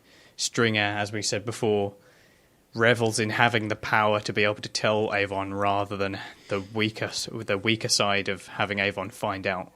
And he really revels in telling him it. Like, he clearly takes a satisfaction in the same way that McNulty takes a satisfaction of telling Brianna. Yeah, definitely, yeah. Even more so. And, Stringer might end up with the most satisfaction, but I think Avon speaks the most sense, actually, in this scene. And I love it when he mentions, I bleed red, you bleed green. I really love that sentence. It kind of, the sense that Avon judges loss on a human scale and Stringer kind of judges it on a monetary scale. And the man without a country, as he says, really, points at the flaws that Avon finds in Stringer now. A really, really nice sort of metaphor for those two. And later on, you actually see the very final shot of the scene is a Stringer standing tall under a green light, and then Avon sort of hunched over his bloody shirt on the other side of the screen, and they're just kind of establishing those green and red camps. The beauty of that shot goes even further, I think, as well, because the way the episode closes is that Stringer is literally, it talks about how McNulty says that D'Angelo got squeezed against the sides. Well, in the last framing of this final shot, it's Stringer that gets squeezed between the framing. It kind of closes in on him. And if you look at it carefully as well, if you watch it again, Idris Elba, he kind of sort of stands up a bit taller and breathes in as though he's about to be crushed in some way. The way that he kind of adjusts his position and breathes in, and kind of, it's almost like he looks like he's preparing himself just as the frame closes shut on him. That's awesome. There's no way that that's an accident. That's got to be, especially seeing as this scene is pretty much the catalyst for how Avon gives him up, and that's what gets him killed. And it kind of shows that this is it's almost like an execution. The fact that this has happened between the two of them, this really is the end of any stability between the two of them. Yeah, beautifully foreboding. Yeah, I hadn't really considered that aspect of the final shot. Yeah, that's really nice, and it's made all the more dramatic by I think there's possibly about 2 minutes of just heavy breathing at the end here. Yeah, it's really arguably the most intense part of it is the aftermath, and they're there, and especially after you've had Stringer sort of holding Avon down, and he's literally this flecks of spit coming off it as he's shouting at him. It's really really brutal. It's just it's everything boiling over, and it is probably the first really really heavy hitting scene in terms of characters that have been very well established. Obviously, like I said before, we've had plenty of moments with big characters before, major characters, people that we've come to really like. Yeah. But with Avon and Stringer, we've been with them from the beginning. We know so much about their relationship and what they think about one another and how that's changed over time, and the fact that it has now reached this boiling over point, and it's so satisfying. It's beautifully acted, it's beautifully shot, it's wonderfully written. It's one of the best scenes in the whole show, in my opinion. Oh, definitely, yeah. I know that, oddly, that the more underplayed version of this scene that comes in the penultimate episode, up on the balcony, is far more revered, actually. That's an interesting perspective on it. I'm not sure which I prefer. I actually think I prefer this scene. There's more intrigue, there's more symbolic elements to it, and just the way the camera closes in on Stringer as he really lays down that spit, as you say, is just absolutely incredible. And also just the dwindling on it's really weird because the camera's really far away from the two of them when the altercation finishes, but it zooms in really closely on Avon and watches him stumble around to the bed. We just hear this breathing, and then it sort of pans over to Stringer, who's just sort of standing tall still. And it's just a really kind of interesting way of conveying the scene. It certainly feels very It's very, very true to the documentary style. It certainly feels like we've just stumbled in on this altercation. It hasn't been stylized in any particular way, and we're just kind of face to face with it. So it's not just a great scene, but also very well directed and sort of conceived. And let's of course mention Avon. I think on a first time round, it's very tempting to be on Stringer's side here. But I think the more you watch it, the more Avon is completely right about every point made here. Avon's the one with the facts, I think, if we go back to what Carcetti was saying. And, even though Stringer is the emotional soul, D'Angelo would never have flipped. So Avon is right in that sense. And while Stringer is too cautious to buy into that line of thinking, Avon knows D better and, knew that wouldn't be the case. And And of course, you can also argue that you should never leave any loose end untied, despite personal circumstances. So obviously Stringer wanted to tie that loose end up. And he was also completely right about Stringer not being smart enough for the business world, for them out there. Which he also mentioned earlier when he sort of mocked him for cleaning up business. You cleaning up business, String? So there was this really ironic element to it. And he's absolutely right. He spent the entire episode getting his ass hounded by Clay Davis, and not that Avon knows this, but he's certainly, criticising it for him now. So yeah. Well, again, this is another example of characters going too far, and in a lot of cases, it's another example of a character receiving some harsh truths as a result of it. And I think you're right. When you see it from that perspective, Avon is spot on. He's delivering a lot of things that Stringer may not want to hear and probably doesn't accept at the time. But I think he's right on the money. He's being played for a bit of a fool. He's not as smart as he thinks he is. He's actually done a lot of damage to the organisation in the time that he was handling it on his own. And he's just doing it under the guise of making himself some more money. But the Barksdale organisation and everything that was built out of it is not just about Stringer, and it didn't succeed when Avon was there, because despite the fact that Avon is pretty sort of, he's obviously pretty arrogant and he very much likes being the leader of this big organisation, he didn't make it all about his own successes and his own personal profits. It was more about his reputation was what he valued, and the money was for the organisation as a whole. He doled it out to others. He provided these homes and these places and these situations for people that made it better than what it would have been without it. Whereas Stringer was always about personal wealth, and that's what made it so damaging. So yeah, I completely agree. I think on watching it the first time, one can sympathise with Stringer a little bit, but when you look into the decisions that he's made and the consequences that have had, Avon is hitting home. Yeah, definitely. And Avon's side of the scene becomes far more evocative with each rewatch, I find. Like, I really do, sympathise with him a lot in this scene here. Despite how fantastically violent Stringer's really intense, entrapped camera shot while he's sort of leaning on his broken elbow. Just really, really intense stuff. So yeah, just pretty incredible stuff, really, and all that stumbling and heavy breathing we've mentioned before. Just what a finish to an episode. Yeah, it's like they're doing the drain of the audience for us. We as the audience feel a little bit exhausted by having seen all of this stuff, and they kind of close out the episode in that manner. It feels very fitting. Yeah, very true. So yeah, that's it. That's Moral Midgetry. Wow.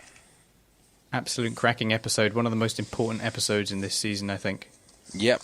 Yeah, definitely. A real turning point for the show as a whole, I think it's fair to say. Yeah, amazing episode. Forgive me, but you still showing a little bit of that street corner mentality. Bugging about every dime you spend, about the permits, about setting up a pack, about dropping cash in the re-election war chest. Which, by the way, is how I get my gravy. Look, it takes money to make money, Strang. Otherwise, hell, every pauper be a king. You know what I'm saying? I'm ready to run now. 3 years, crawl, walk, and then run. What did you make of that title, Moral Midgetry? Yes, let's. You might as well take a look at that. Let's have a look. So this is one of the few examples again where the title is mentioned in the episode itself. It's a quote from the episode, and it's obviously Colicchio when he's talking about Colvin's plan. He's talking with Carver and the others about how he says that it's moral midgetry and that they're sort of being protected by the law rather than judged by it as they believe that he should be. It's kind of I have trouble saying much more about it, to be honest with you. It's a very strange title. Yeah. It's quite an unusual kind of... It feels a little bit... I don't know, a lot of the titles for The Wire have a certain kind of silent familiarity. Yeah, they have a sort of silent prophetic element to them, and they either have they're very clean cut, and they're able to be expanded across a lot of elements of the show. Like we have things like the cost, or hard cases, or all the water ones like backwash that we have in season 2. Whereas moral midgetry is just a bit of it's an odd, very ambiguous, not very clean cut title at all. It's literally just something that Colicchio says.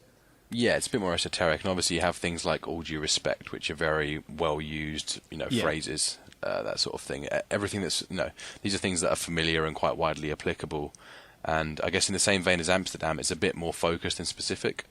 It's an odd one, but I like the fact that they use the title to kind of credit Colicchio in the first episode where he actually is characterized. Yeah. He remains an uptight arse for the rest of the show and is generally quite an entertaining character because of it. And I'm thinking of the dog poo scene in season 5, where he's completely made a fool of by Kennard. But yeah, it's a nice way to kind of signal his introduction to the show. But I think in wider terms, it's also a great title. It's a lot about conscience, which is something that's been coming up recently in the show, and about the drug trade in general, perhaps, the morality of these things, and certainly about the attempt to clean up Hamsterdam with handouts, just kind of trying to remove the moral midgetry from the district.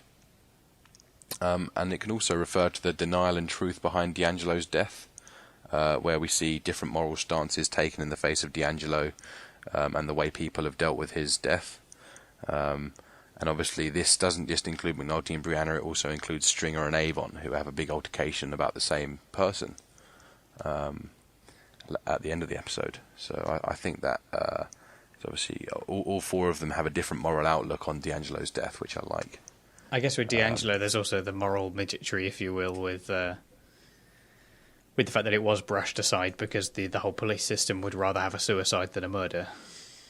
Yeah, absolutely. So it's one of those ones that you could kind of make it apply to anything, because it's morality is such a central element of the show, really, and the ambiguity of who's moral and who isn't. Yeah. So then we have our epigraph. Something about that expression still seems a little ham-fisted to me. Yeah. Moral midgetry. I don't know. It doesn't strike me as a particularly well-crafted expression. Something about it. I don't know. Yeah, it's just the word midgetry. It's just I don't know. It's just a very odd term to use. I guess that's the cost of a direct quote being a title. Yeah. I think there's only 2 instances in the show where they use a direct quote as a title. Is that right? Well, the other is all due respect, isn't it? Yeah, I can't think of any others. There may well be, I'm sure. Any listeners could chime in there if they can think of any off the top of their heads. But yeah, so let's have a look at the epigraph as well then, which we get from Clay Davis. Is this Clay's first epigraph? And last, I believe, yeah. Is it really his only one? I think so, yeah. He might have a season 5 one. I feel like he must have another, because he's a man of many quotes. Let me consult my trusty epigraph list. Well, otherwise known as the Wire Wikia. Well, you could use that link that Dan sent, because the Wire poster project that he posted, it's all epigraphs, isn't it? Yeah, of course. Well, so you could have I'll have a more comprehensive look there later, but yeah, I've just confirmed that that's the only Clay Davis That's epigraph. the only Clay Davis one, okay. Yeah. Right, well, I'm a bit surprised by that, but nonetheless. So he says to Stringer, crawl, walk, and then run, when he's telling him about the 3 stages, the 3 years of the plan going from local to state to federal. And the fact that he needs to, Stringer needs to prepare himself for this new world, that he's still in that street mentality and that he needs to move up to a much higher, more complicated level of thinking if he really wants to make that kind of money. I thought it was interesting that he wasn't like walk, then jog, then run, or walk, then run, then sprint or something. He went for crawl as the first one, which I thought was very appropriate, because right now Stringer is doing a lot of crawling around Clay Davis. He's definitely in the crawling phase at the moment. Yeah, he's certainly taking baby steps, isn't he, in terms of understanding what's going on. Yeah, that's a good point. And And Clay sees that he's not ready, and that he's in that he's sort of like you say, the baby steps, that crawling phase, and he takes advantage of him. He kind of sees this as an opportunity to kind of teach him a lesson and make a load of money in the process, which is perfect as far as he's concerned. Yeah, and it's odd. It's kind of contrasted, because ultimately the sentence means, take your time, don't be hasty, a la Marlo, certainly, if we're going to compare it with anyone in the show. But ironically, Clay Davis is using this phrase to get Stringer to not be cautious. He's getting him to jump on it right now. Telling him to. I think crawl means donate me 100k now. Walk means donate me 300k next year, and run means donate me 1,000,000k the year after. Yeah. It's kind of a 1,000,000k. Well, what would that be? I don't know. But in American or British terms? In British terms, it would be a billion. Billion, yeah. A billion. So £1,000,000. Million times a thousand. Yeah. So it's odd. It's very manipulative. He's using a phrase that evokes caution to tell him to not be cautious, and it's a very weird kind of a moment for him. And I guess it kind of also possibly refers to Bernard's gradual sloppiness. He started out doing things slowly and by the book, and as we see via the major cases unit, he's now being a little bit more of a runner and trying to get things done quickly. And, actually, I tell a lie, because we were talking about the British version of billion. The British one was always the other one. The British one was always a million. Whereas the American one was 1,000 million. Yeah. Oh, and okay. now it's become commonplace everywhere for 1,000,000 to be 1,000 million. But it used to be in the British kind of like long scale that they call it. It used to be a million. So 10 to the power 6 would it be? No, 12, I think. 12 zeros? Okay. A million? Yeah. Yeah. I think. And then and so a trillion would be a billion. Yeah. Now in long scale, yeah. But now it's like the normal usage worldwide is that a billion is 1,000 million. This is a really silly conversation to be having on the Wire podcast. Hey, it's all about money. It's all about the figures. Just imagine it's dollars. Millions and millions of dollars. We're making so much money, we don't know what to do with it. Yeah, well, I mean, billion. It depends. It's hard to tell how much of a loss, because Stringer gives him 25 grand, doesn't he? That's right, yeah. It's hard to tell if that's a big loss to him or not. I doubt it somehow, considering how many million they make a year. But I quite like the fact that Clay is not too cautious, or hasn't got too much what's the word? He just kind of directly tells him that most of that's for me for bribing these sons of bitches, and none of it's not most of it's going towards the bribe. So it's kind of no shame in showing how much of a scumbag he is, but not showing the entirety of his scumbagness. That's kind of the long con. So yeah, that's our epigraph. I'm not sure if it applies massively to anywhere else in the show. I'm not sure if there's any direct references to crawling, walking, then running. Maybe with Carcetti, that's probably appropriate for him.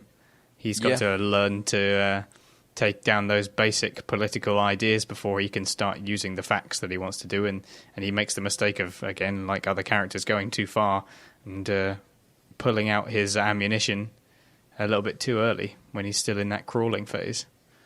And then, of course, the run has a double meaning in terms of running for mayor. Running for mayor, well. Yeah. That's true, yeah. Yeah, that is quite nice. Is there anyone else in the episode that you think that it might apply to? I did mention Bernard. Obviously, we don't see Bernard, but the major cases unit track his progress this episode, and they see that he's gradually getting sloppy with the phones. So he started off by crawling and playing things by the book, and now he's kind of running to get things done quickly. That's true. That's a good spot. At the expense of not covering his tracks.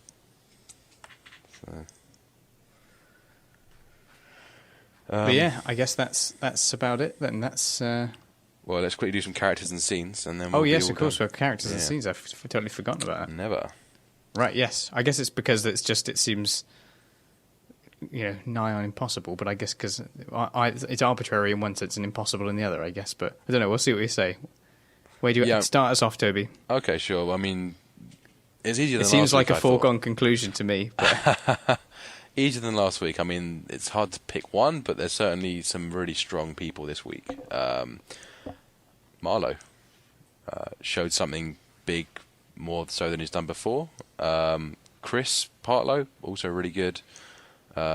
Stringer, as if I could miss him out. Brianna, Avon, Clay Davis. I think that those were the big standouts this time around. So most of the cast. Most of the cast. Most of the cast in this episode. Yeah. It's a string of brilliant performances, one after the other. Like, definitely a shout out for Prez as well. He's really good in this episode. But yeah, there's definitely some big lights being shone on Stringer, on Avon, and on Marlo. Those kind of three big figures within the drug world are getting a lot of attention. And it's also a really good performance with Brianna as well. And Clay Davis as well is the first episode he really has, a few minutes of content. It's not just a passing visit this time round. So he comes across, and I suppose he does for the rest of the show, but quite a lot in these earlier appearances with the way that he expresses his desire for power and whatnot in a way that he doesn't seem to as much in the later seasons. Yeah, it comes across as quite caricaturish. Especially when he's talking to Stringer about the money. He literally talks about these golden eggs and the money faucet, and it's very, very sort of out there. Yeah, definitely. I guess that speaks to his growth, because by season 5 he's very accomplished as a senator, a corrupt senator that is. Obviously, we see him worm his way back from corruption charges just by, doing what Carcetti's supposed to be doing, and giving the people hope and inspiration just by talking to them. And it's quite an incredible moment, really, and certainly a far cry from, as you say, the kind of slightly cheesy, playing his cards too visibly Clay Davis that we see here. Should we take a look at favourite scenes then? Yeah. Obviously, let's get it over with. It goes without saying that obviously the final scene, Avon and Stringer, so we've already expressed, easily one of the best scenes in the whole episode. I don't think we need to go over it much again. Unless there's anything you want to say that hasn't already been said about it? Yep. No, I mean, we've discussed it. We've gone far too much on that scene, haven't we? Really, But I'm sure we both agree that it's easily like we say, it's one of the best scenes in the whole show, so it's easily the best in the episode. Yeah. Definitely. But I think there's some other good things going on as well. I love the lake trout scene. I think that'll be my second favourite, perhaps. With it's the Marlo scoping scene, really. Marlo versus Barksdale. Yeah, kind of some actual head-on action here. Yeah. I also liked the bit where they are talking between the Deacon and Colvin, and he gives him his little speech about all the things that are wrong with Hamsterdam, basically. All the things that Colvin certainly appears to have not really considered much yet. And I feel like it's quite a realisation for the first-time viewer as well, or I certainly felt that way when I first watched it, is that you're confronted with this idea of Hamsterdam, and although it is still being presented by the show in plenty of a negative light, we've seen quite a lot of horrific things going on in Hamsterdam.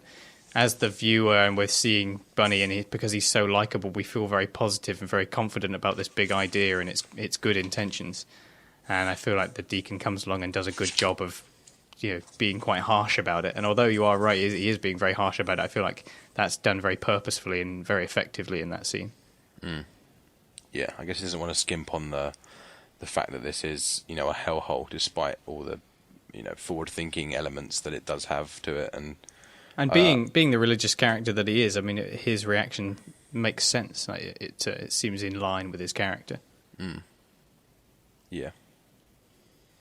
And I think that the other thing I quite like about the Hamsterdam scene is that scene where the guy tries to get the police to help them. It feels like a bit of a groundbreaking scene in terms of kind of drug cop shows. The first time someone can actually report harassment while selling drugs Rather than resorting to violence, the lawful nature of the drug trade now allows people to settle the dispute legally, or at least attempt to. And it was quite funny seeing how the police dealt with that, and Cleacher particularly getting really pissed off with it and refusing to get involved. So that was kind of cool. Anything else that you'd like to bring up about this episode? No, not at all. I think it's a great episode, and I feel like it's kind of D'Angelo's last episode. D'Angelo was the catalyst for all the two big scenes here. And let's not forget that, despite how great this is for Avon and Stringer, it's all about D'Angelo this at the end of the day, and his ghost that's hanging over the show still. And just a really, really nice, awesome episode. I'd forgotten how great this episode was. I thought this came a lot later, actually, in the season. Yes, you're right about D'Angelo. This is kind of the closing bit where he still hangs over it even after all this time. So it's nice that he gets a kind of a big send-off posthumously. Yeah. Posthumously, I suppose. That's the one. That's it. That's season 3, episode 8. That's Moral Midgetry. As we mentioned at the start, unfortunately, we won't be here next week. Like I say, won't have any means of recording because it'll all be in boxes.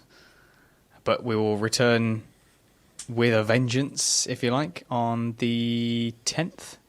Be the 10th of July. I don't think we have any plans to stop after that. So by the end of July, we should be... What if that's 9, 10, 11, 12? It'll be at the end of season 3 by the end of July. Awesome. That'll be about our year mark as well since we started. I think we started at the end of July, so... I believe it was August we started. Was it August, actually? Yeah. Okay. I think it was about mid-August last year. Yeah. Obviously, we've had a few breaks here and there and whatnot, so that we've not been doing it every single week non-stop. We had a big break at Christmas, didn't we? I think we took all of December off, so... Yeah. We've had a few blips, but yeah, it's been really good and definitely enjoying it and really, really looking forward to it. And yeah, I mean, we wouldn't be having a break. We're not having it out of choice. No, in fact, I'm quite sad the prospect of us finishing the show now that we're breaking. Well, we've still got a bit of a way to go. We've still got a long way to go. Still plenty left. Oh, no doubt. All right. So yeah, thanks very much for joining us again. Please send any comments that you have about this episode or about our analysis of it, any disagreements that you have, anything else that you've been watching. By all means, chip in, especially if it's anything to do with what we've been talking about in our opening sections about Game of Thrones and various other shows that we've been dipping in and out of.